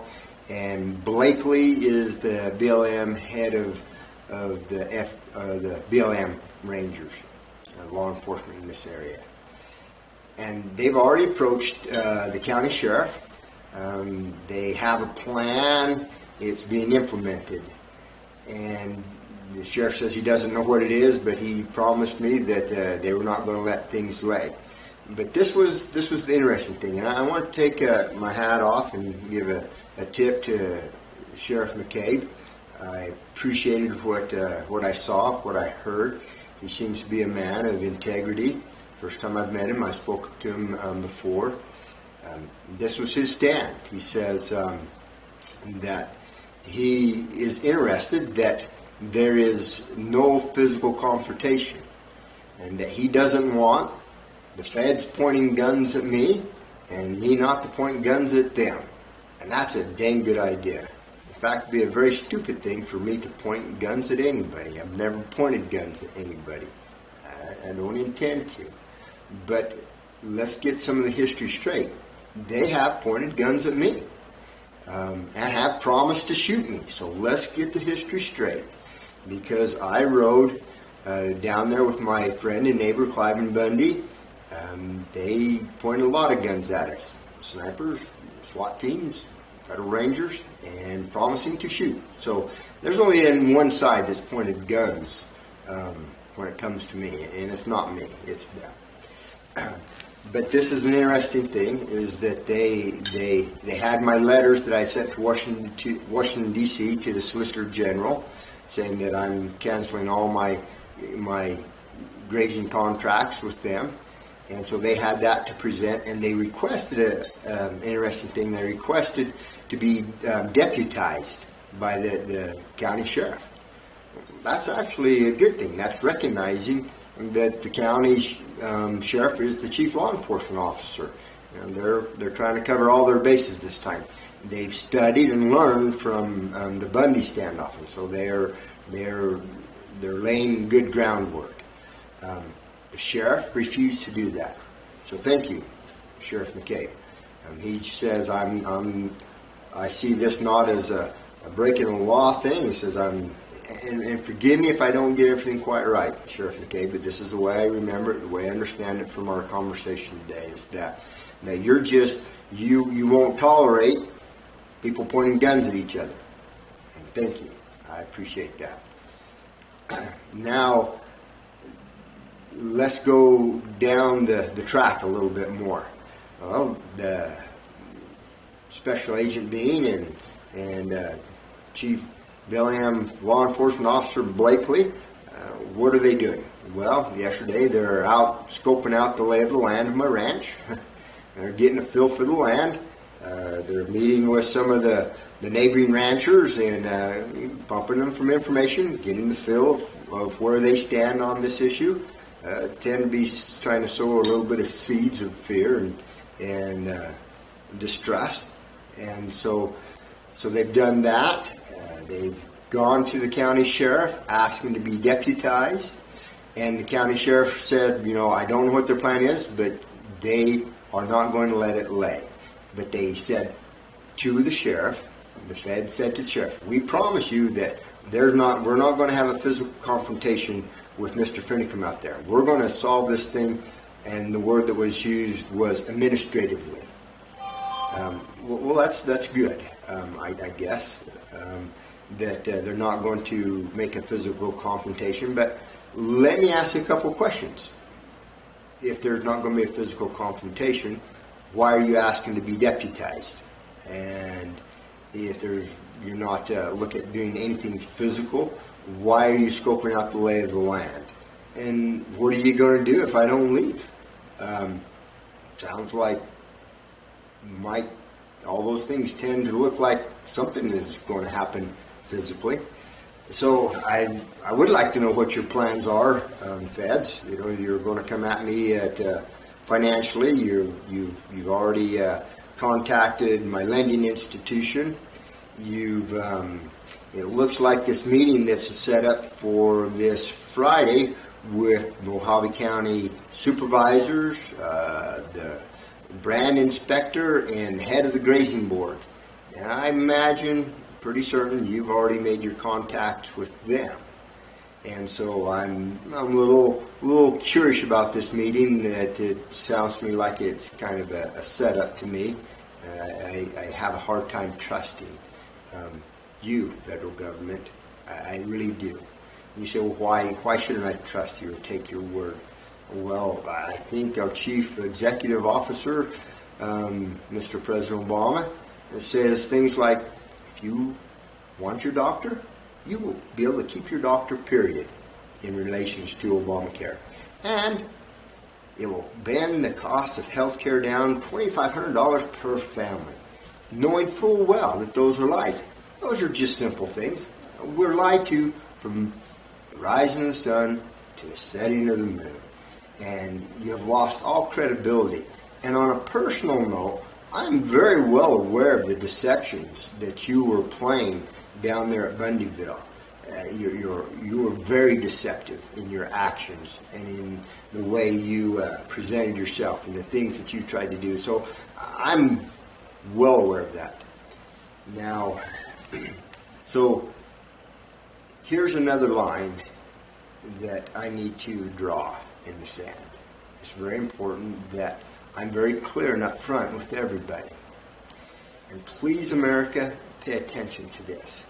This is not a small thing.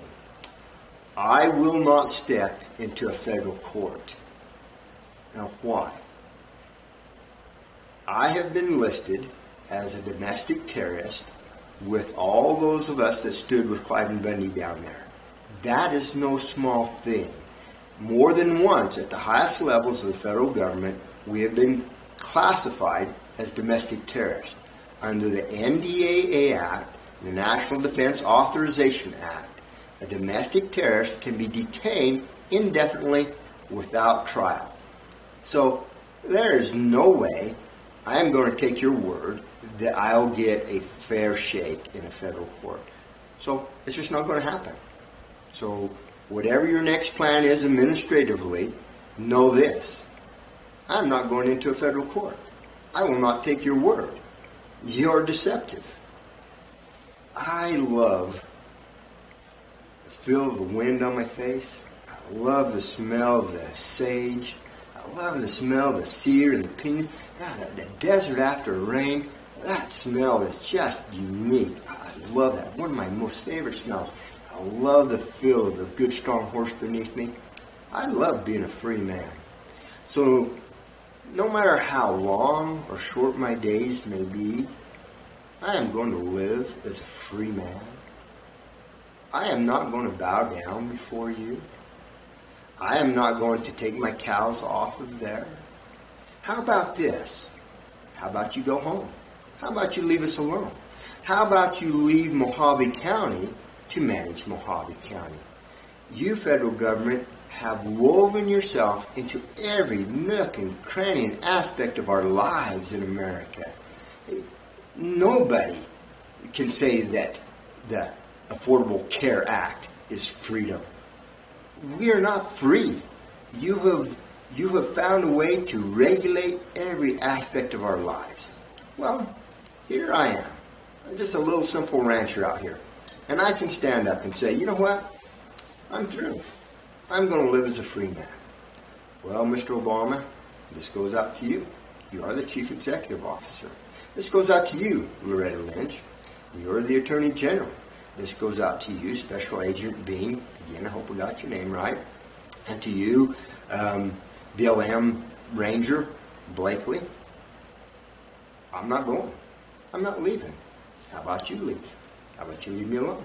How about you leave my cows alone? Sounds good to me. Well, I'll let you know how things go. And everyone, how about we just stand up for freedom? How about we quit bowing down to this type of overreach of a federal government that has amassed control and power ever increasing into itself? How about we stand up and tell them, go back. Return to the confines of the Constitution. Well, this is just LaVoy. One cowboy stand for freedom. I'm tired. I'm going to go to bed. And hope you have a good evening. Thanks.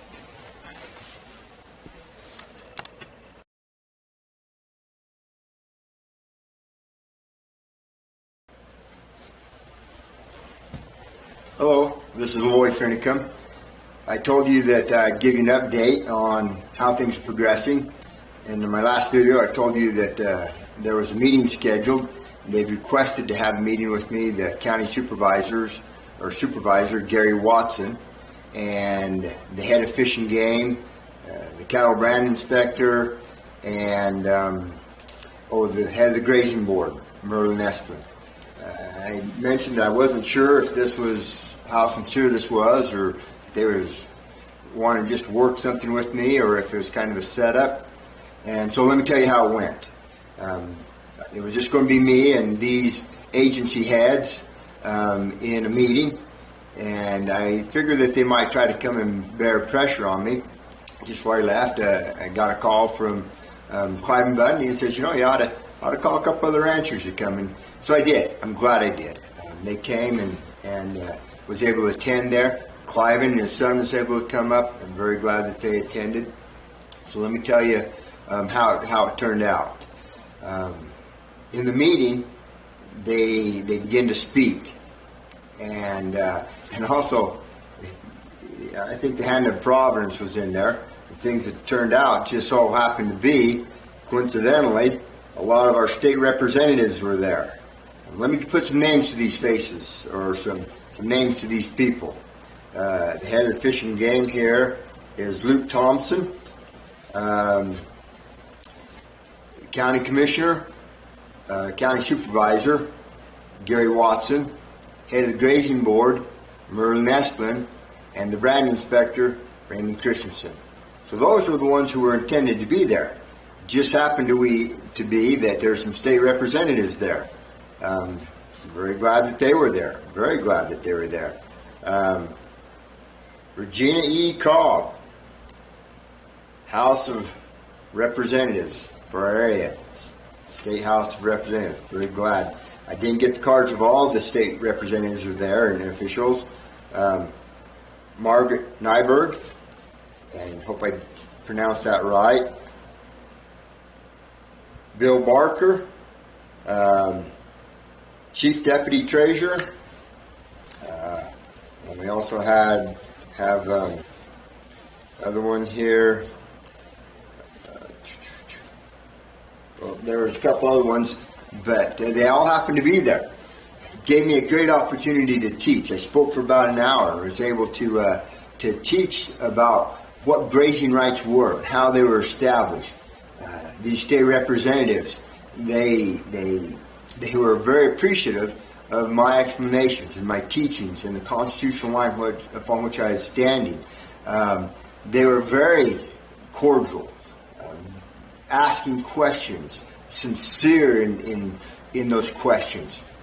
Now, Gary Watson and was very cordial, very friendly. Head of the Fish and Game here, Luke Thompson. Very friendly guy. Seems to be a very decent man. Merlin Esplin, decent man, head of the grazing board.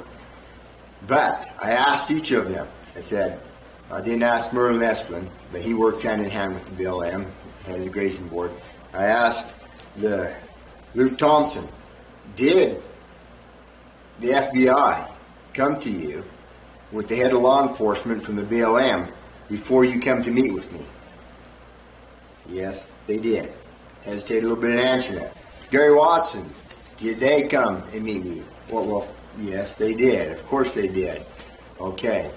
So the FBI, head of BLM law enforcement, have come to my state representatives here, not state representatives, but my county representatives, the Fish and Game, and the Grazing Board, and they all come to put pressure on me, to get me to step down, to back off. And this is what they said. They said, Mr. Finicum, very cordial with me, this is not a good time. If you do this, it's going to hurt a lot of people. Gary Watson, Merlin Esplin, if you do this, they'll cancel all our grazing permits out here on the strip. Luke Thompson, if the Sierra Clubs and people get hold of this, if you stand and call these your grazing rights, if you don't back down, we might lose our ability to hunt here. The federal government might close it down. And I'm looking around, I'm saying, what the heck? Is this the state of Arizona? Or is this just the kingdom of the federal government? And I'm hearing them being afraid of the federal government, what they're going to do. They're going to pull everybody's grazing rights. They call them permits. They're going to pull everybody's grazing permits, and everybody will lose their jobs here. They'll shut down the hunting, and there won't be any hunting here. This isn't America. This isn't what we are. I'm not backing down. Let's grow a backbone. This is exactly what I'm standing up against. This is the state of Arizona. The federal government does not own this, does not control this. Yet here we are afraid that they're going to take everybody's ranches. Afraid that they're going to shut down everybody's hunting. No, they're not. This is Arizona. Americans, individual Americans will stand up and tell them no. But they've got to stand. Instead, they come and say, Mr. Finicum, you got to stop. You can't do this. Wait until we get another president. What does another president have to do with this? This is the state of Arizona. This is private grazing rights. President Obama has nothing to do with my grazing rights. If Ben Carson, good man, becomes the next president, he has nothing to do with my grazing rights. And if Ted Cruz or any of the others become president, good for them. But this is Arizona. The federal government does not own and control this land. Yet here we are, state officials, afraid and bowing down to this overreaching, overbearing central government and giving them power by acknowledging that they have the power to pull everybody's grazing rights, have the power to stop the hunting on the land. Well, they may do what they want, but I am not going to back down. They know that they're going to come after me and try to crush me financially and then go after my cows. I promise you this, America. I promise you, I'll spend every last dime I have, what little it may be, until every last one of my horses are gone, until every one last of my cows are gone, until I have shed every drop of my blood upon this land. I will not back down. I will not capitulate to this federal government. I will not bow to the pressures as the FBI and the BLM law enforcement goes around and collecting their cooperating agencies to all begin to bear pressure upon me. I will not do it. So help me God, I will not do it. I will die before and I'll sleep well at night. I'll live as a free man. You don't worry me, federal government. You don't worry me, Special Agent Dean. You don't worry me, Head of Law Enforcement of BLM, Mr. Blakely. I hope I got your names right. You know, we all only have one life. We spend it upon which we really believe in. You believe in government. You believe in a central power. I believe in the freedom of the individual American.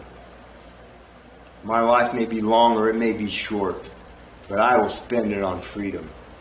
And maybe we'll get a chance to look each other in the eye. So be it. Anyway, hope you have a good evening. Catch you later.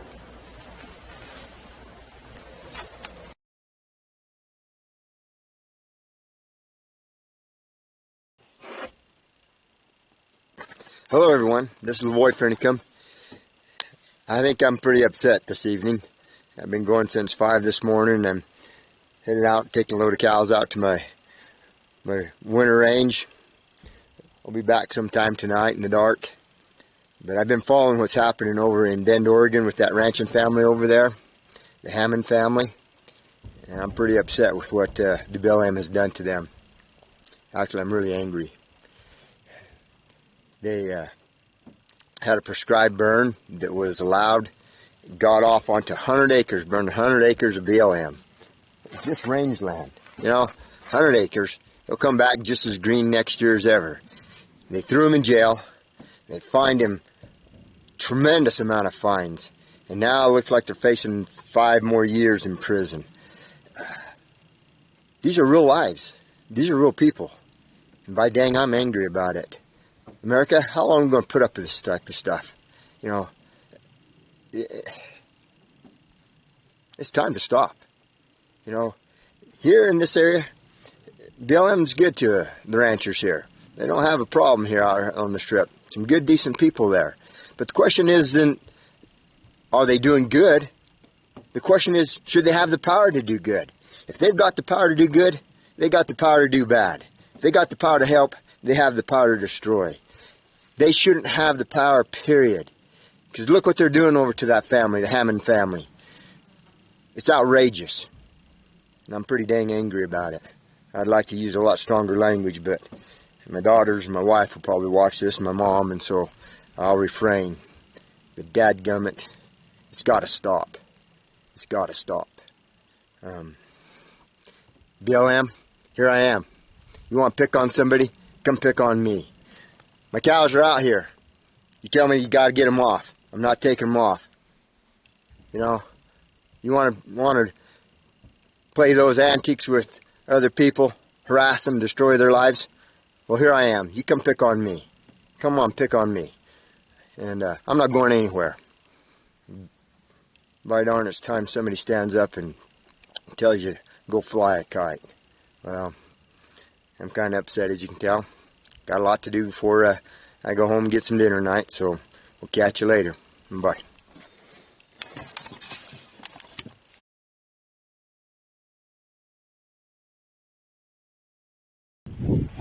Hello everyone, this is LaVoy Finicum, One Cowboy Stand for Freedom. You know, it's time I give you an update of what's going on. It's been a while since I made another video, and I promise you I'd kind of keep you posted. Well, I've gotten several more letters from the BLM. My fines have gone from 1,400 to now they've tacked on almost another 5,000, and saying, Mr. Finicum, you need to get your tail off of here and get your cows off. Well, as you know, I'm not taking my cows off. I'm not getting my tail off of my ranch here. And I want you to know what's going on here. I'm here at my cow camp, my winter cow camp, here at my corrals, and I want you to show you what I find here. Okay, this is the road right by my place, and you know, this could just be a coincidence, but dang, I just don't like coincidence anymore at this point in my life. And here it is. Take a look at this. Just saw the BLM guys parked here, and I stopped to see what's going on, and this is what's going on. And wanted to talk with him. He says he wasn't interested in talking to me, and went on down the road. Maybe he'll come swinging back by, but maybe he'll take the other way out. But this is what he's got going here.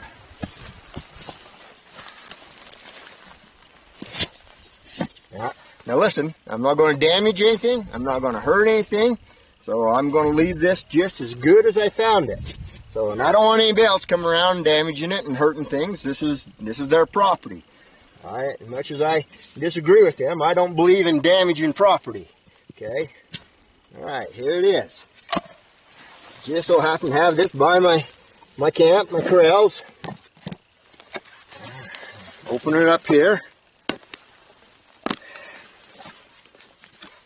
That's a pretty nice, sophisticated piece of equipment. I'm not techie at all, but man, advanced counting system. You can take care of cars, people walking with backpacks, bicycles, somebody on a four-wheeler, and take care of bucks too. And so I don't know if it'll take care of does, but it'll take care of bucks. And now if we get some snow, it'll take care of somebody running up and down the road on a snowmobile.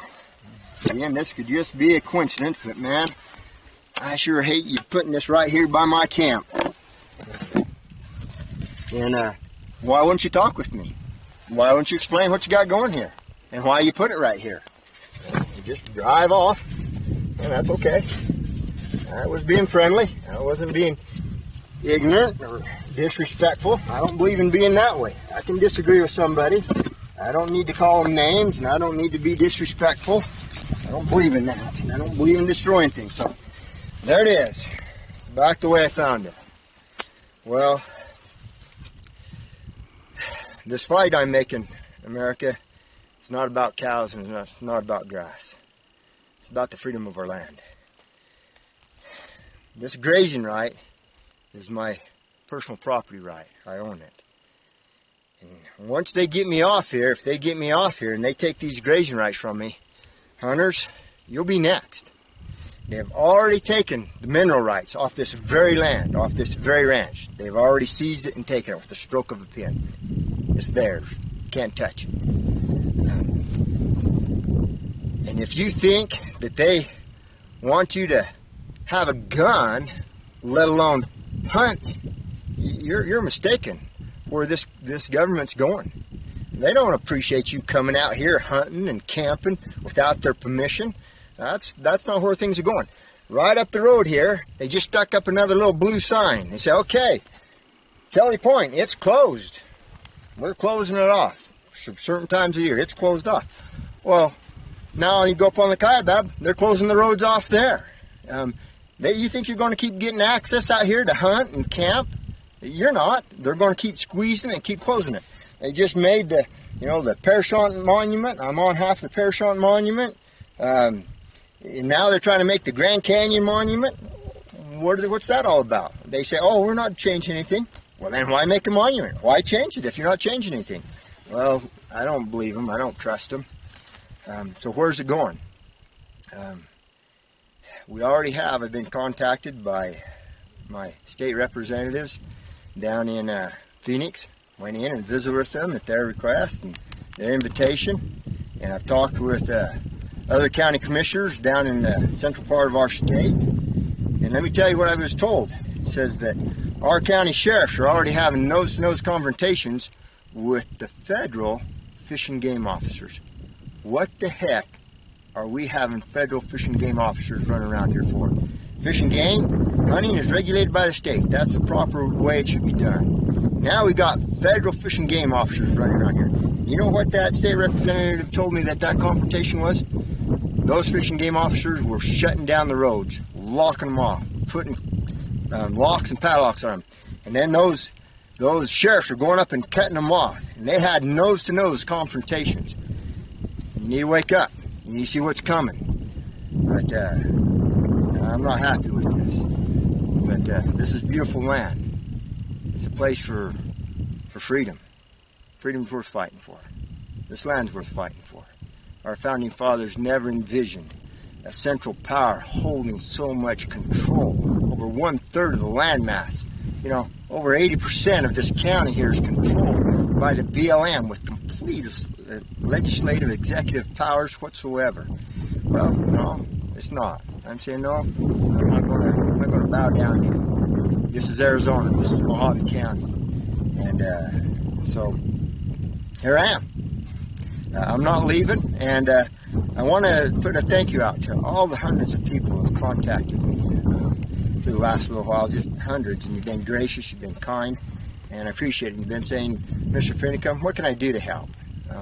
I'll come if you need to come. I have a couple of security specialist teams here that are just helping to keep safe with their teams, and they're able to help organize. And if you want to come out and take a look at the ranch, it's beautiful out here.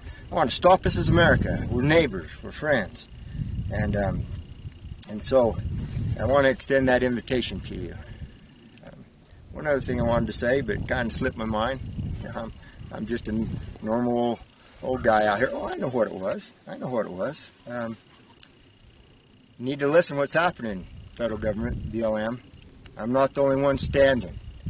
I've got now a half a dozen ranchers that say they'll come and stand with me, stand behind me, stand beside me. And guess what? You know what Bundy did and who stands and who doesn't stand with him. Now there's a rancher up in Utah, and he's got more ranchers and stuff standing by him than me and Bundy combined. This guy's a tough character, and he's making things happen. So BLM, this stuff isn't going away. And guess what? We now got a rancher in Texas standing up, defying you. And you got a governor in Texas standing behind him.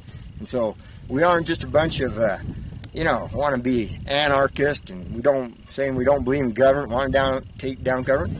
Contrary, I believe in government. I believe in the federal government. We need the federal government, but in their proper place. They need to be controlled by the confines of the law. Right now, they are the anarchists, running beyond all their banks. But we need them. We need them to protect our borders, to keep commerce regular, and to keep our country safe. And just a few other things, very identified in the Constitution. But they have usurped power and authority everywhere. And this is just one place I can stand.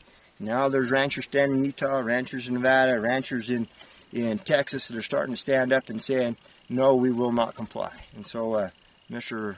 Obama, President Obama, what you going to do about it? Mr. Neil Cornsey, head of Bureau of Department of Interior, I know this stuff's coming and hitting your desk, because those little letters I write to you out there, man, they come back with an FBI agent holding it in hand. So I know you're listening. And Miss Loretta Lynch, Attorney General, you going to leave us Americans alone? Are you going to start stepping on us more? You're stepping on Americans already. What you did to that Hammond family up in Bend, Oregon, you sent them to jail. And then they served their time, they got out of jail, and you charged them as terrorists because they're doing a controlled burned 100 acres of what you call your lands of brush. 7 years ago. The land is now more fruitful, more feed on it now because of what they did. You convicted them on a terrorism charge. They served their time, 3 months, another one a year, and you come back and says, that's not enough. We need more flesh released. That's a good family. And that's what you did. You re-litigated their sentences. Now they've got 5 more years approximately that they got to serve. That's a good family. America, these are good people that are being hurt and destroyed. A rancher in New Mexico they took out. The ranchers in all other parts of the country that they have taken out, that they're putting pressure on. I know they're putting pressure on one of my neighbors right now over here on the Kaibab. And, these are families. These are our livelihoods. This is our grazing rights. This is our heritage. And you want to trample on it? Well, give it a try. I'm right here. I'm not going anywhere. America, I love you. I love you Americans that love freedom. I'll stand here with you or wherever any other American will stand for freedom. Freedom's worth living for. Freedom's worth dying for. Anyway, this is LaVoy on Cowboys Stand for Freedom. Have a good day.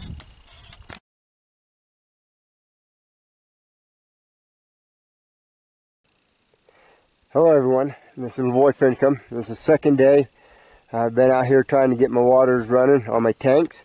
This here is my second tank I was telling you about in my first video. As you can see, I'm full to the brim. It's a large tank, goes down subterranean ways, and this is my most crucial tank here. And you'll see how this works. It's an apron. It's called a trick tank. The rains come, gathers on this tarp here, this apron, and then it flows down, and it will come in here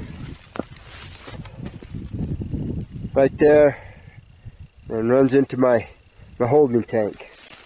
Been working on it all day.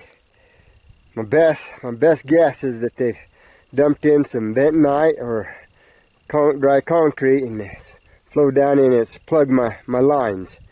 And I'll show you what I've been doing. I've had to siphon out to try to get water into my drinker here. So follow me on down here.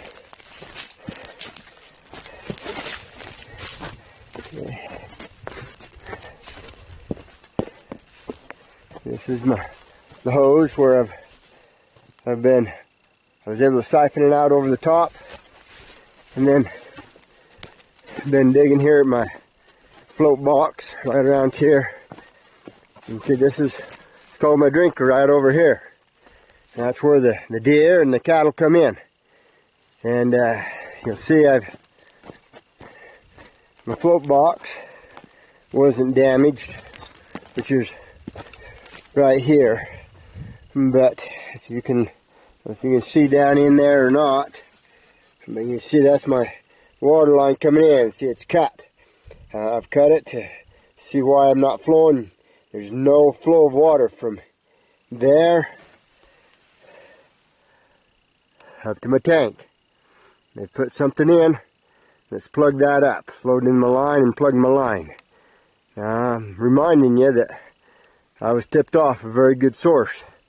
This is government did this. And so, not very happy.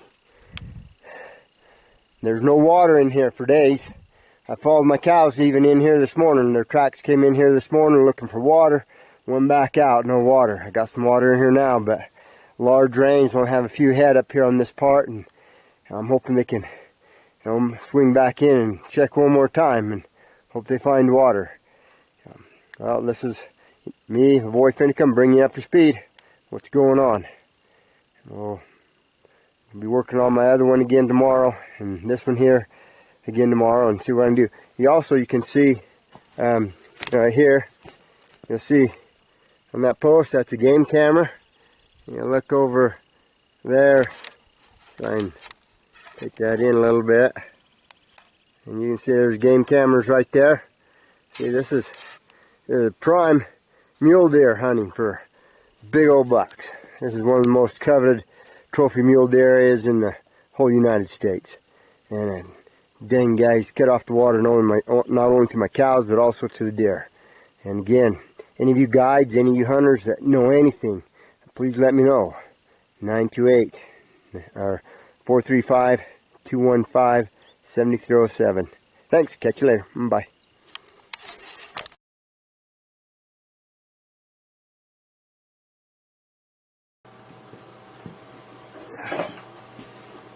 Good morning, America. And this is LaVoy Finicum. I am here at the Harney County Resource Center, formerly known as the Malheur Wildlife Resource National Refuge, and it is now the Harney County Resource Center. This is January 15th, about 7:45, and it has been about 13 days since the Hammonds have been in prison unjustly. That was the match that struck the fuse that put a lot of this in motion. And so that is going to be forefront here in much of what we do. And it has been 13 days since we have occupied this as a peaceful place to work from to restore our Constitution. What I'm going to do is, America, is I'm going to give you a daily update from the inside here of what's going on, what we're doing, and try to get the message out in another venue here. And so, I hope you understand what this is about. This is about all of America. This is about our Constitution. It's about requiring our federal government to return to the confines of the law, to deal with the things of the national level, to allow the states to deal with the things of the states and the counties to deal with the things of the county, to restore a Republican form of government. This land is special. This land needs to be free again. It cannot be free when our government has become lawless and they find no restrictions to their actions. They completely disregard the limits that we the people have put upon them, namely the Constitution. So we're requiring them to return to the confines of the law. Now, America, I want to speak to you a little bit more broadly. This fight is not just for the ranchers here that have been oppressed by the federal government in the destruction of their way of life, the ranches, the logging, but it's about every American citizen. It's about those of you who love this land. It's about those of you on the West Coast, the East Coast. Believe me that they are already restricting your freedoms in major ways. They're limiting access to the land. Once they get the ranchers off, they will then get the hunters off, and then your access to freely move in this country, in this land, upon these public lands, will be more restricted. Now, every day I will bring to you, maybe several times a day, anything that I feel is breaking and pertinent. And so that's what I'll do. You can follow this here on my YouTube channel, and also probably on the webpage, One Cowboy Stand for Freedom. Maybe I could just go back and explain how the day it was that we got here and how it happened, because I was one of the first ones that pulled in here. We came up here on that day to do a peaceful support march for the Hammond family before they were thrown into prison, not once but for a second time for the same charges.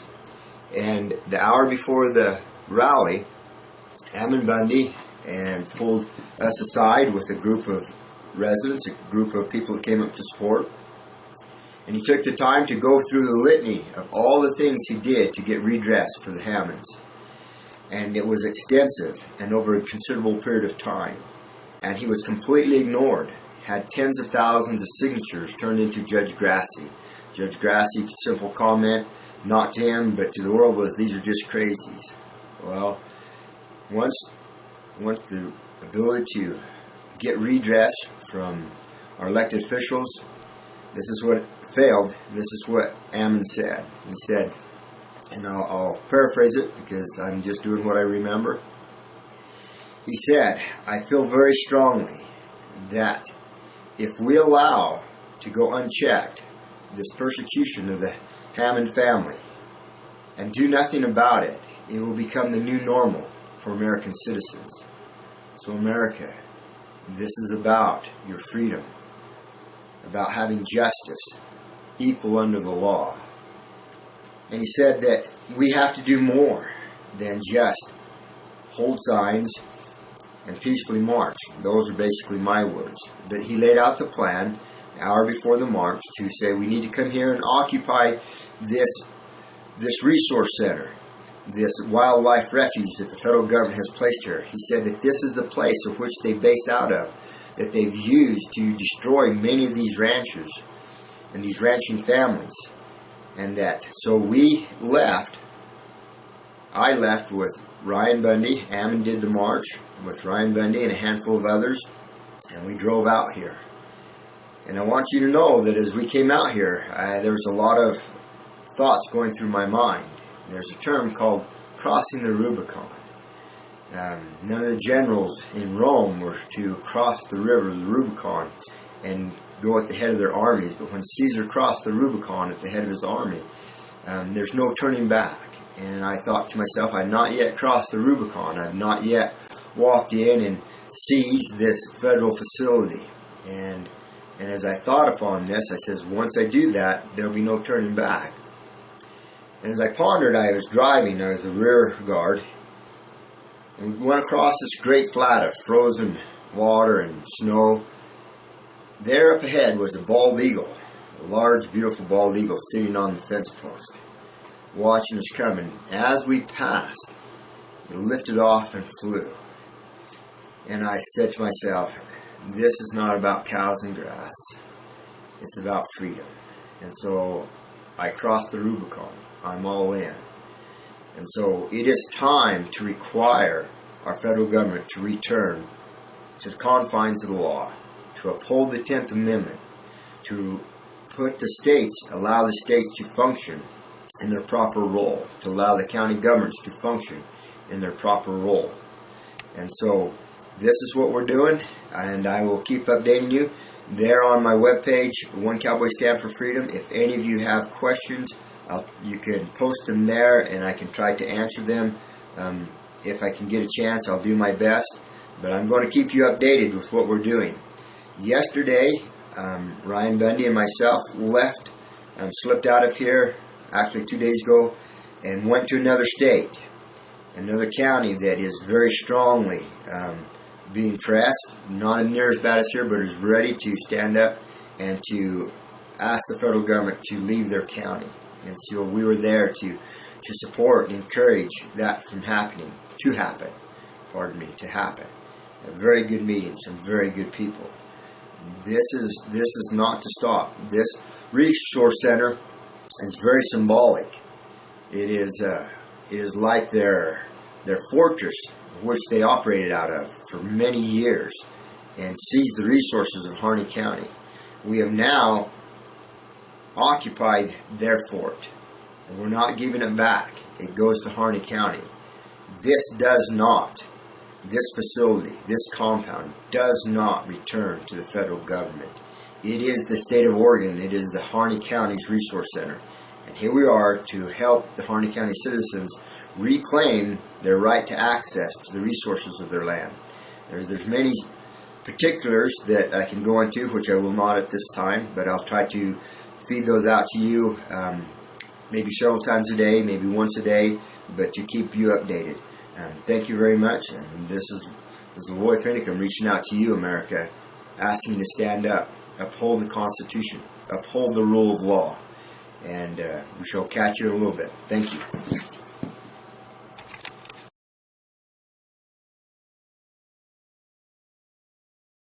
Use that. We're going to make it happen soon. All right, fantastic. We'll make it happen soon. Excellent.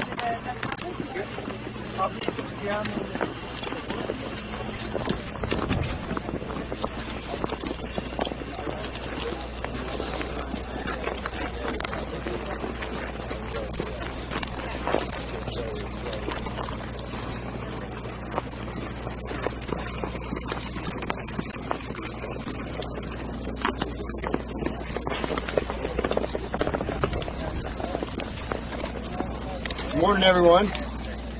Today was supposed to be an important day. Today was the day that we said that we'd have our meeting with the community to outline exactly why we're here and when we would leave. Unfortunately, Judge Grasky has been most active in squashing that, making sure that we have no access to facilities, to talk to the residents, to talk to the people. So I asked, Judge, what are you afraid of? Are you hiding something? Why are you afraid of open dialogue? This is the same judge that put great pressure upon all those state representatives from 3 different states and put great pressure to have them not come and meet with us. So again, why? Why, Judge Grasky, are you not allowing this to happen? And also, we would like to ask the FBI to go home. If you'll notice that who has guns at schools, who has guns around the public buildings, it's not us. It's the federal government. They're fear-mongering. We want them to quit acting this way. Quit being provocateurs. Quit acting as militia and stirring up fear. There's no need for that. We can get on with the business and get out of here quicker. And you can, if you go home, take your guns away from the schools. Take your guns away from the county buildings. Take down those barricades. This isn't Russia. This isn't the Berlin Wall. So, having said that, I only have a few things to announce here. I understand that the annual coyote hunt is coming up, and we're excited for that. We invite the hunters to go ahead and access the refuge. I listen to the packs of coyotes every night. There's a lot of them out there. The pelts will be at their prime right now. This is an annual thing for this county, and so we don't want that to be disrupted. We want those traditions to continue and for them to feel welcomed, all those who come from all areas. There are other counties, neighboring counties, that are reaching out to us at this time, asking us to meet with them and to look at doing some of the same things that are happening here in Harney County. I don't have any specifics that I'll give you at this time, and I think that that's about all I really want to give at this time. If there's any questions, we've got a lot of work to do, but if there's any questions, I'll take a few questions. The coyote hunters have been advised on the sheriff's alert page to stay away from the refuge. Is it an area that they normally are allowed to hunt, and do you encourage them to come to this area to hunt, if in fact they're allowed? This is Harney County, and they should be free to access all the public lands, and this is Harney County public land, and so we're not worried by them. They should not be worried by us. They're hunters. They know that you don't point guns at people. You know, we know that we don't point guns at people. So it's all well. It's all good. So what will you do to get county permission to use their facilities for a meeting? Well, we have been exhausting every resource, and if they do not do that, we shall still make this meeting happen soon. We are looking at other facilities from local residents that will open this up and be more generous than the judge here. Again, why, Judge? Why not have dialogue? Why not be open? We're looking for transparency. Do you know when the meeting might happen? To take part in the coyote? No, we got too much to do. That sounds like a lot of fun, but no, we've got much to do. Thanks. When will the meeting happen? On your talks with the other counties? Can you say what other counties you've been in talks with? No, not at this time, but they're bordering counties. I'll say that. And are they officials from counties, or are they just are they local residents? There's residents, and Ammon's been doing most of the interfacing. So as far as county commissioners or county supervisors, I don't know the extent of that. I will say this: that I've been in communication with county residents or county supervisors from other states. I personally have met with them that have great concerns about what's going on, the overreach of the federal government, and they too are looking at Harney County, trying to look at ways that they can support them and possibly doing the same thing. So this is not just a one state issue, a one county issue, but it is expanding into other states and many other counties. So we've got a lot of work to do, but it's moving. It's high time that things be done. Do you think they're a little fearful you might take over another county building if you're allowed to access it, since you took over this refuge? Well, there's no need to do that. This is a great facility. Got lots of room. You're saying the judge won't let you use another public facility, so what's to stop you from taking over another Wouldn't that be a terrible media presentation for us to come in there where we don't need the facility to show such poor faith to the county residents that want to hear what we're doing, and so there is no need for such fear. Do you have a tentative time and date for a meeting? We're looking at today is Friday. We're hoping early, like Monday, probably Sunday. We try to kick things down on Sunday, but we're looking towards Monday to get this done. Maybe Judge will have a change of heart and allow his residents of his county to come and meet with us personally. We have a PowerPoint presentation that we want to give so that they can have some concrete clarity of our actions. Why don't you just have it out here? We want them to be comfortable. The county people to come in and be able to sit down. Or how about down in the refuge? Well, we meet with them all the time there.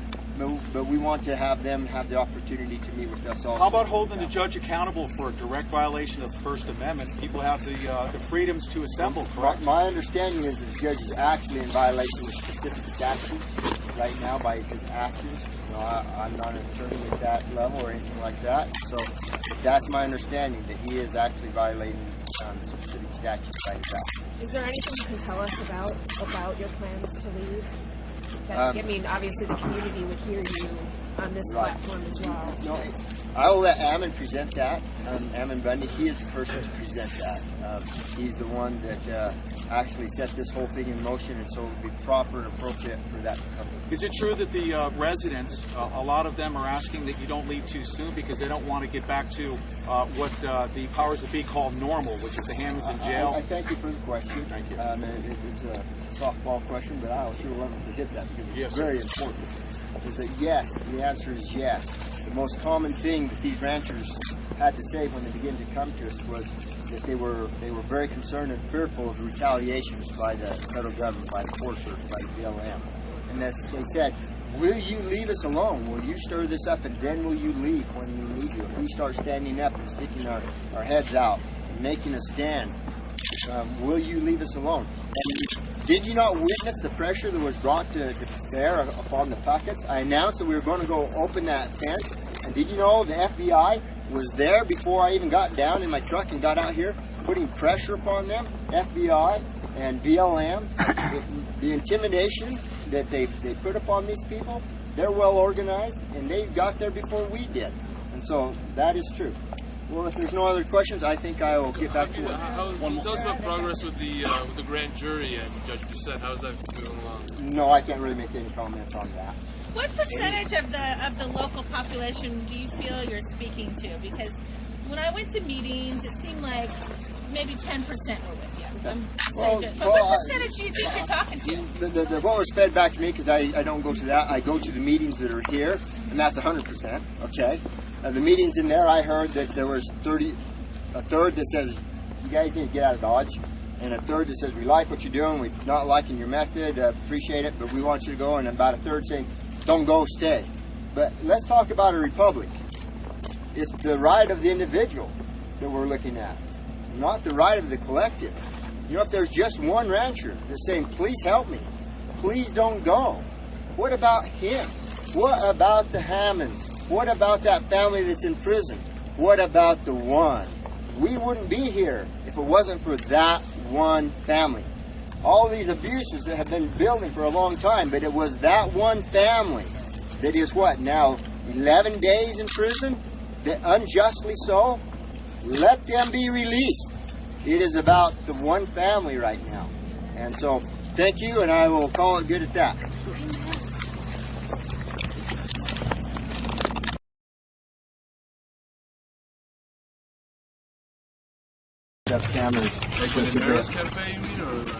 I've seen pictures of them. I don't know the exact locations. I just know they're on the access to me here. So anybody that drove in here, you've been surveilled.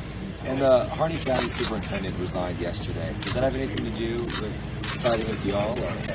I am not sure, but it's not interesting that things are changing, that people are resigning and speaking out on our behalf, and others are fighting vehemently to keep us from having access to buildings, to have daylight shed on things. And so I personally believe, from one of the documents that I have seen, that there is great corruption here.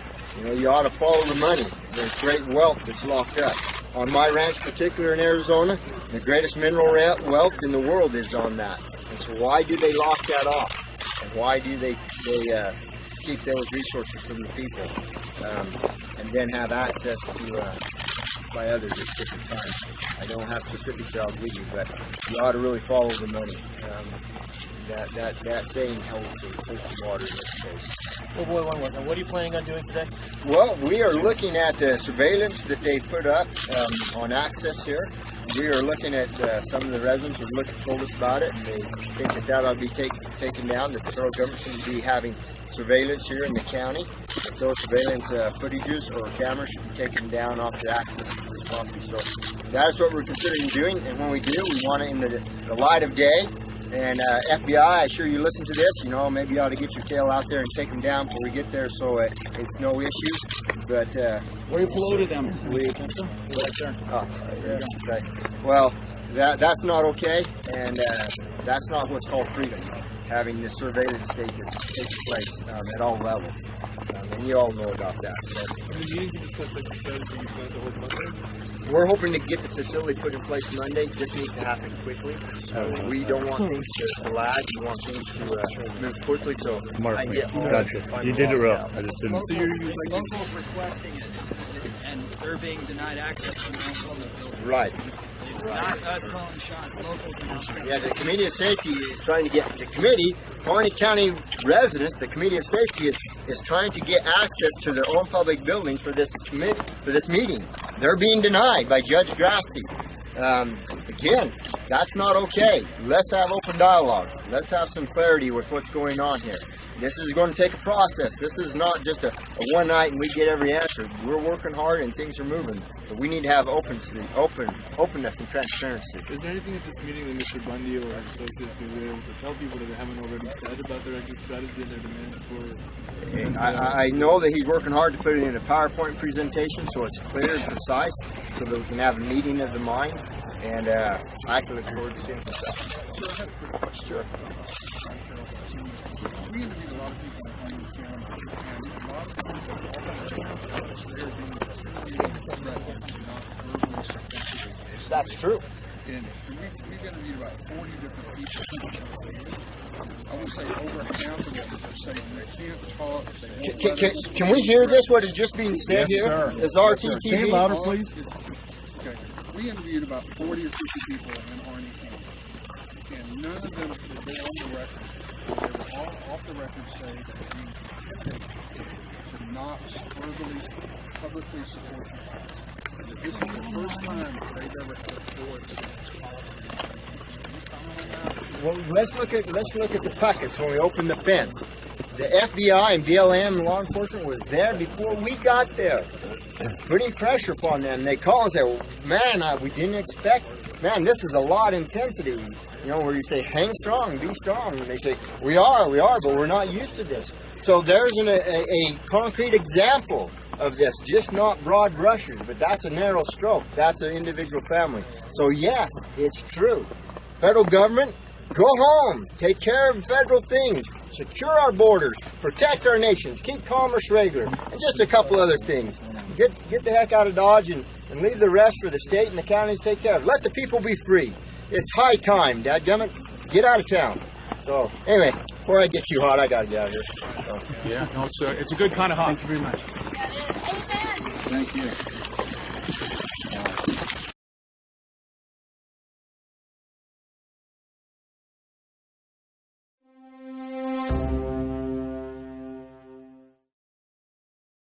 We've been occupying here for 16 days. The Hammonds have been in prison for 14. That is way too long. This is not just a little occupation. This is a movement that's taking place across our country. And I want you to know that this Friday at 4 p.m. here on site, we're holding a signing ceremony.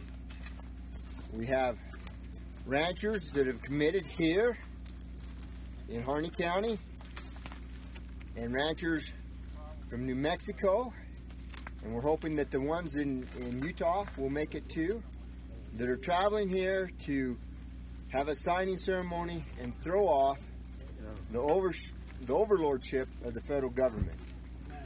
There's been some great articles that have come out here. I've only got to look at a couple of them, but like Joe Heim, Washington Post, I thought he did a fairly good job in an article that he gave out. Pretty fair representation. I texted Max and Joe, I appreciate it, but there's one correction.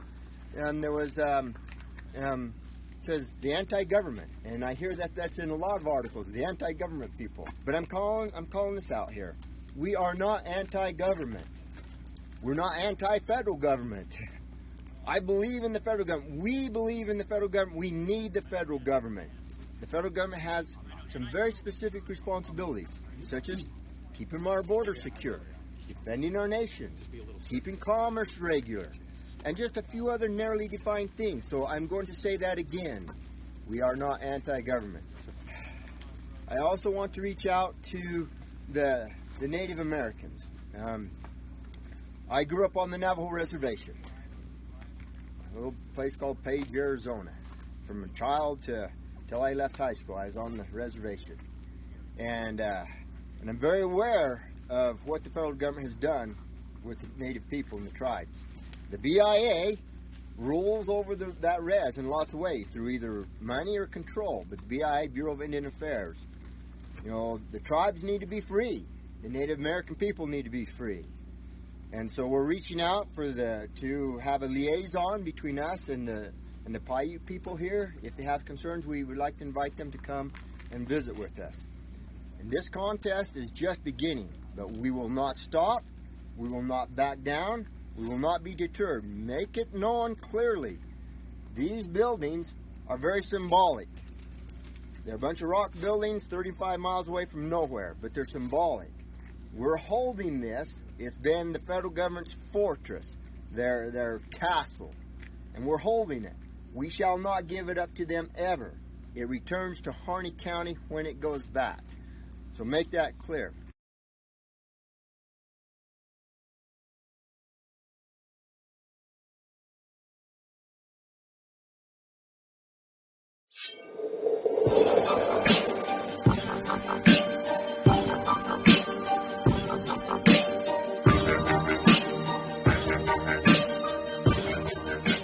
Hey guys, this is Jason Manteno with Oath Keepers Media here. I'm here at the Maller Refuge with the Citizens for Constitutional Freedom, here with my friend Finicum LaVoy, and LaVoy Finicum. LaVoy Finicum, absolutely. Yep. I'm here with LaVoy Finicum, who, as you know, I've interviewed before, and he's really taken a stand with the BLM with his own ranch. And now I was very pleased to see that he's here amongst our fellow patriots that are out here taking a stand against the BLM. Thanks for taking the time to speak with me. Oh, absolutely, Jason. It's an honor to meet you in person. I enjoyed visiting with you, but now I get to meet you in person. And that's what's great about these operations is, you build these relationships online, and then when it's time to do some real work, the real men get out there and women, and they get out there and do that work. So it's good to meet those people when you can. So tell us why you're here. What made you decide to leave your ranch, come out here to Burns, or outside of Burns, Oregon, and do what you're doing? Well, let me tell you, I hadn't planned on being here, but let's be very clear what brought me here.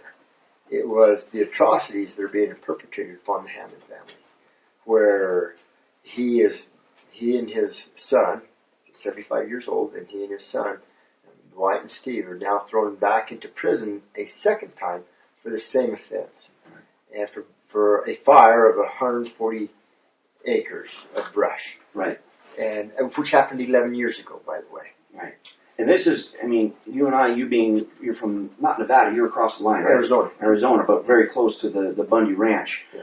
And me being up in Montana and cow country up there, these types of burns happen, I run past burns happening really on a weekly basis up there, whether it's, part of the forest burns or part of, just ranch land burns. Yeah, prescribed burns has always been part of land management. The federal government does it all the time. Private individuals do it on their private land with these big areas. It's a way for maintenance of the land to help burn off unproductive brush there's no feed, to drive the nutrients back into the soil so that there's more feed for wildlife and cattle alike. Absolutely.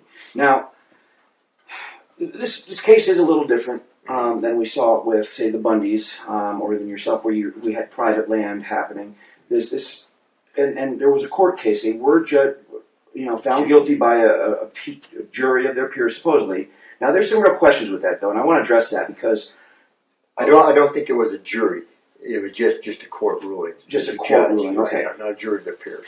So, but they were found guilty, but there's some serious questions around that, in that there was evidence now that's coming up that was the prosecution. You're referring to the Hammonds. I thought you were referring to Cliven. Yes. It was a jury of their peers, and they were found guilty, correct. And yes, there are some real serious questions coming to light where this needs to be relooked at. That's part of that redress of grievances. Why, and that is where Ammon has taken and exhausted over a long period of time, trying to get the officials to, the judges, the county commissioners, and others to reconvene just an evidentiary hearing to relook at these new things that have come to light. Right. Petitions with tens of thousands of names on them. They completely ignored that large of a response just to say, oh, they're all crazies. So that is what the judge said of these people here in this area and other places that had the concerns and signed that petition. They're just crazies. Right, and that's kind of how they try to label the entire movement. A lot of times we've seen that, but that's far from the case. Everybody involved seems to be very level-headed, very calm, very intelligent people to begin with. And you're right, Ammon has done an exhaustive study. For you people who want to go check that out, it's at BundyRanch.blogspot. I'll put the link into the notes at the bottom of this video. But please check that out. It really is an important part of this case. So a lot of people also are a little concerned that you guys have occupied these buildings here. And I got to say, at first when I heard about it, I thought it may not have been the wisest decision just because of the timing with what was happening with gun legislation with Obama. It seemed like a good, gift. And but I got to tell you, being here, experiencing the people that are out here and the atmosphere, my mind is changing a bit. And I got to say that, it feels more like the occupation of a dean's office, something you see at a campus. Right. And how many people in the administration right now have been part of those types of political activism? I think a few might have. Yeah. Don't know specifically. So let's talk about that. And yes, there are guns here. There's Second Amendments being exercised, but I think it's important to note that as a whole, the liberty movement, since Bundy Ranch on, and you'll recall at Bundy Ranch, it first started off without any guns. Exactly. They started off, I remember that. I never had one there. Yeah. Pulling up his shirt saying, hey guys, I left my guns at home. I don't even have a pocket knife. And that was the day that they sucked the attack dogs on them. And tased. Yeah, exactly. The next day, the guns came out and it changed the dynamic. And people were treated with respect. People were treated like human beings. Well, there's an old saying, I thought it came from the old country of France, where it says one sword tends to keep another sword in its sheath. And that's exactly where all the guns should be, is holstered in their sheaths, and we should all be neighborly, kind, and friendly. Absolutely. And I want to really point out, folks, I've been to every operation that Oath Keepers has been a part of. Now, this is not an Oath Keepers operation, but it's an important part of the Liberty Movement, which is why I'm here. From every operation I've been to, not one bullet has flown, not one drop of blood has spilled. That every one of these operations has been done, with grown men and women acting responsibly. Yeah. I hope that it always continues to be that way. But regardless, we stand, for freedom. We stand peacefully, but we stand firmly. Can you tell us a little bit about what the decision-making process went into the occupation here? I can. For myself, I came here because of atrocities that the Hammond family was going to come and put some flowers on the doorstep and then go home. And as I was traveling up here, I think Cliven had called just to check on me, see how I was doing with my own issues with the BLM. And I told him that I was going to go up and support the Hammonds. He said, well, maybe there can be some carpooling. And so his son, Ryan, met me, and he hopped in my truck, and we tooled on up here, and we expected to be back the very next day. Ryan didn't. I think he had one exchange of clothes. I had a couple exchange of clothes, but that's the way it went down. We found out it just prior to the march. In other words, when we got ready to, just about an hour, 45 minutes before the march, we were pulled into a meeting wherein the Ammon listed all the avenues that he had exhausted over an extensive period of time to get redress for the Hammonds, and how they had been flatly ignored, not responded to. And then he said, if we allow this to stand, this shall become the new normal for American citizens. It is time to do more than just to allow these things to go on and to have good people to be terrorized as they have been, and now in prison, not once again, but twice. And this is just unacceptable. And so he says we need to act. And at that point, he laid out the plan that we should come out here and occupy. And so what happened was, just before the march, about 45 minutes before it, we pulled into Burns, me and Ryan, just prior to the march, probably about maybe 2 hours or hour and a half before the march. And so he called us inside with a meeting. There's locals there. I met them, and there was us and a few other people that had come to support, and where he then, again, as I said, laid out his case of every avenue that had been exhausted and flatly ignored and refused to be even responded to in any manner. He says we cannot allow this to stand. And thereon he says, I feel from my heart we should come over here and occupy this Malheur Wildlife Refuge.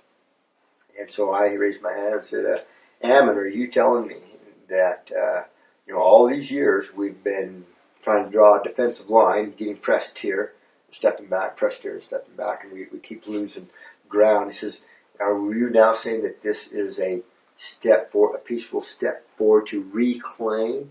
He says, yes, I am. I said, well, that's what I thought you meant. And he says, who will go with me? There's actually a county deputy in the room, and there was several people. This is we appreciate what you're doing, but this is just one bridge too far for us. And they excused themselves. And at what point Ammon went and did the support march, right? And me and Ryan and a handful of other people. I was the last car. There was about a caravan of 4, maybe 5 vehicles that came here. I think it's 4 in a trailer or something like that. Not very many, just a handful of us. And so we're tooling. I'm actually the only one in my truck. And actually, it was a rental car because my truck had broke down. so I'm tooling out here, and as I'm coming out, you do a lot of thinking because have you ever heard the term crossing the Rubicon? Mm-hmm. Yeah. It means that when you cross Rubicon, when Caesar crossed the Rubicon, that means there's no turning back. Right. And so, anyway, I'm driving out at the very last vehicle, and I'm saying, I haven't crossed the Rubicon yet, but I'm getting close to it. Is this really, and so, I said, yeah, I'm with you, Ammon, when he said he was with me, and, we actually knelt there and prayed, and we come out, but you got a lot of time. It's like almost 45 minutes or an hour out here, so a lot of time to think about that as we're traveling out. And anyway, because there's no going back. Right. There's no go back. And as I'm driving out, I want to share this experience with you.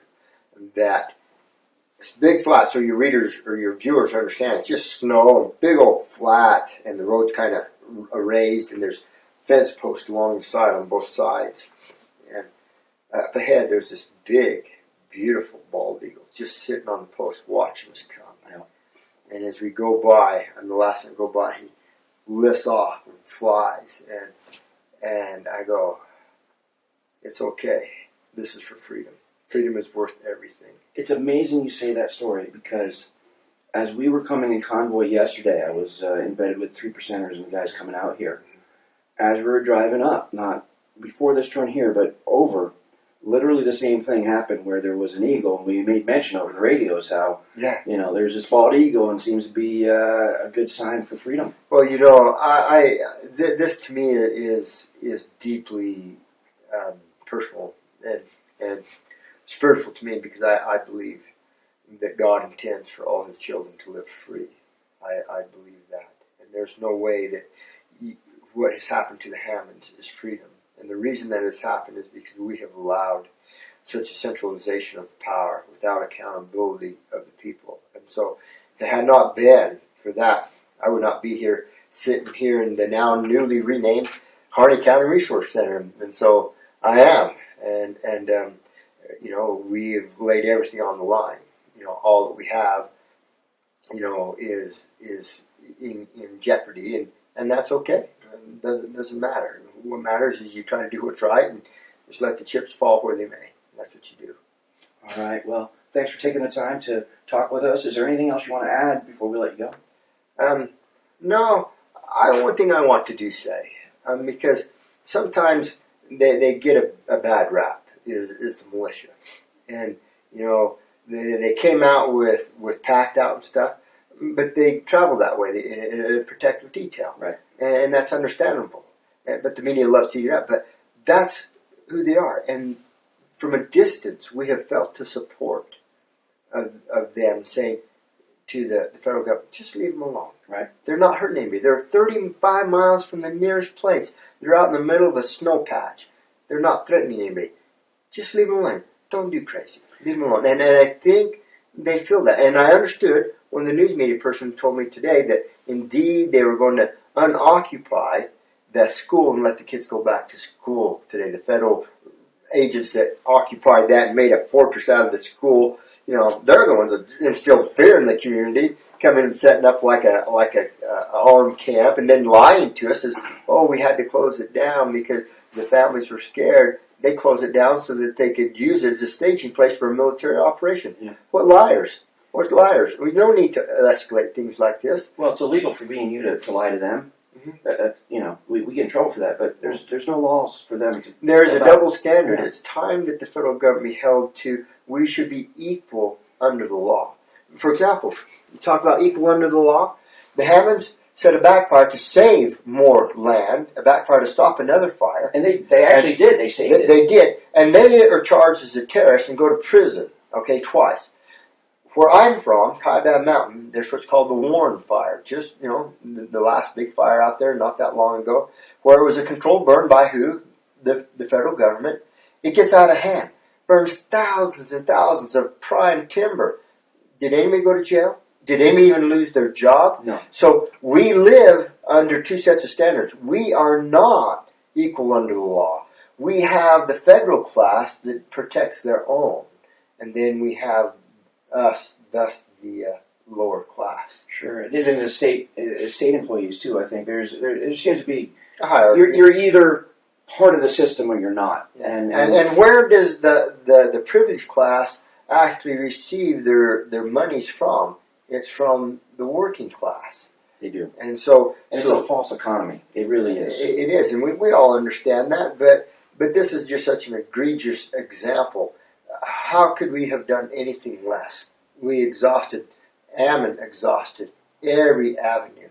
There was no other recourse to take but to peacefully stand up and take this, to make the statement, to try to get redress for the Hammonds and for other purposes of freedom too.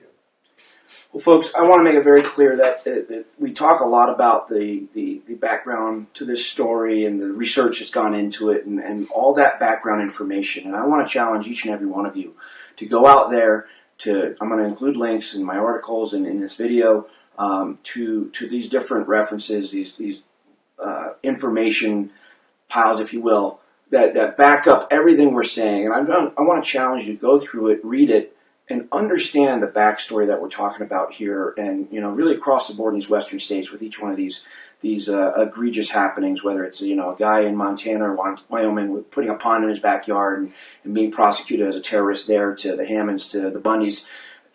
The information's there, folks, and we need to really bone up on that information and be able to speak intelligently about it. So please take the time, go out there and take the time to read up.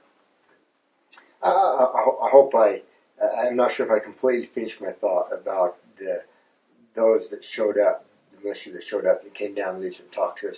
Again, I just really want to put out a thank you, because from a distance they make us feel safe here, and they don't have to be here on site, but from a distance we feel their support. And so again, to all of the Americans that have prayed for us, and even though they may not have agreed or not quite understand, but we felt their prayers, we have heard and listened to their support and stuff, and we are not stopping. We're not going to back down.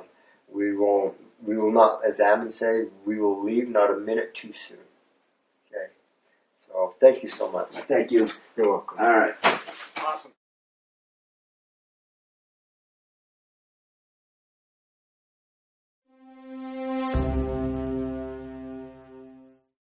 What do you think of the fact that it's gotten to a point where public meetings are being canceled?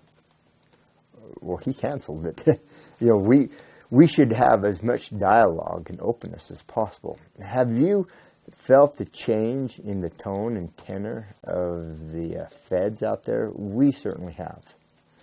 We used to could walk up to them and talk with the FBI agents in a friendly manner, unarmed and stuff, but the tenor has changed.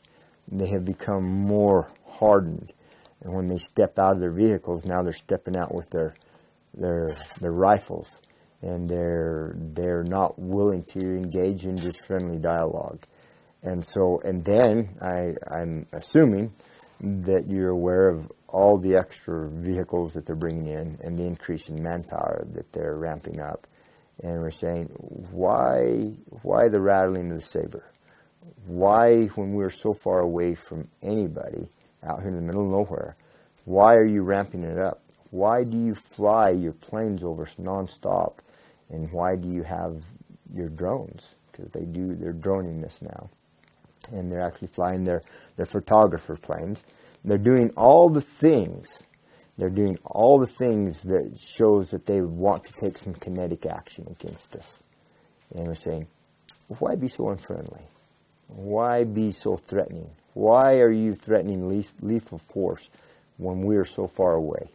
You really feel like they're ramping it up, that they're going to take some sort of, you said kinetic, like physical action? All the behaviors is in the preparation of a campaign of some sort. And whether it's just a saber rattling to try to intimidate, or whether they actually mean it, we don't know. All we know is what we see. And so what you're also seeing is that's why you're seeing the uptick in the saber rattling from the feds, because they do not want to let go of this. They do not intend on losing here. And we do not intend giving it back to them.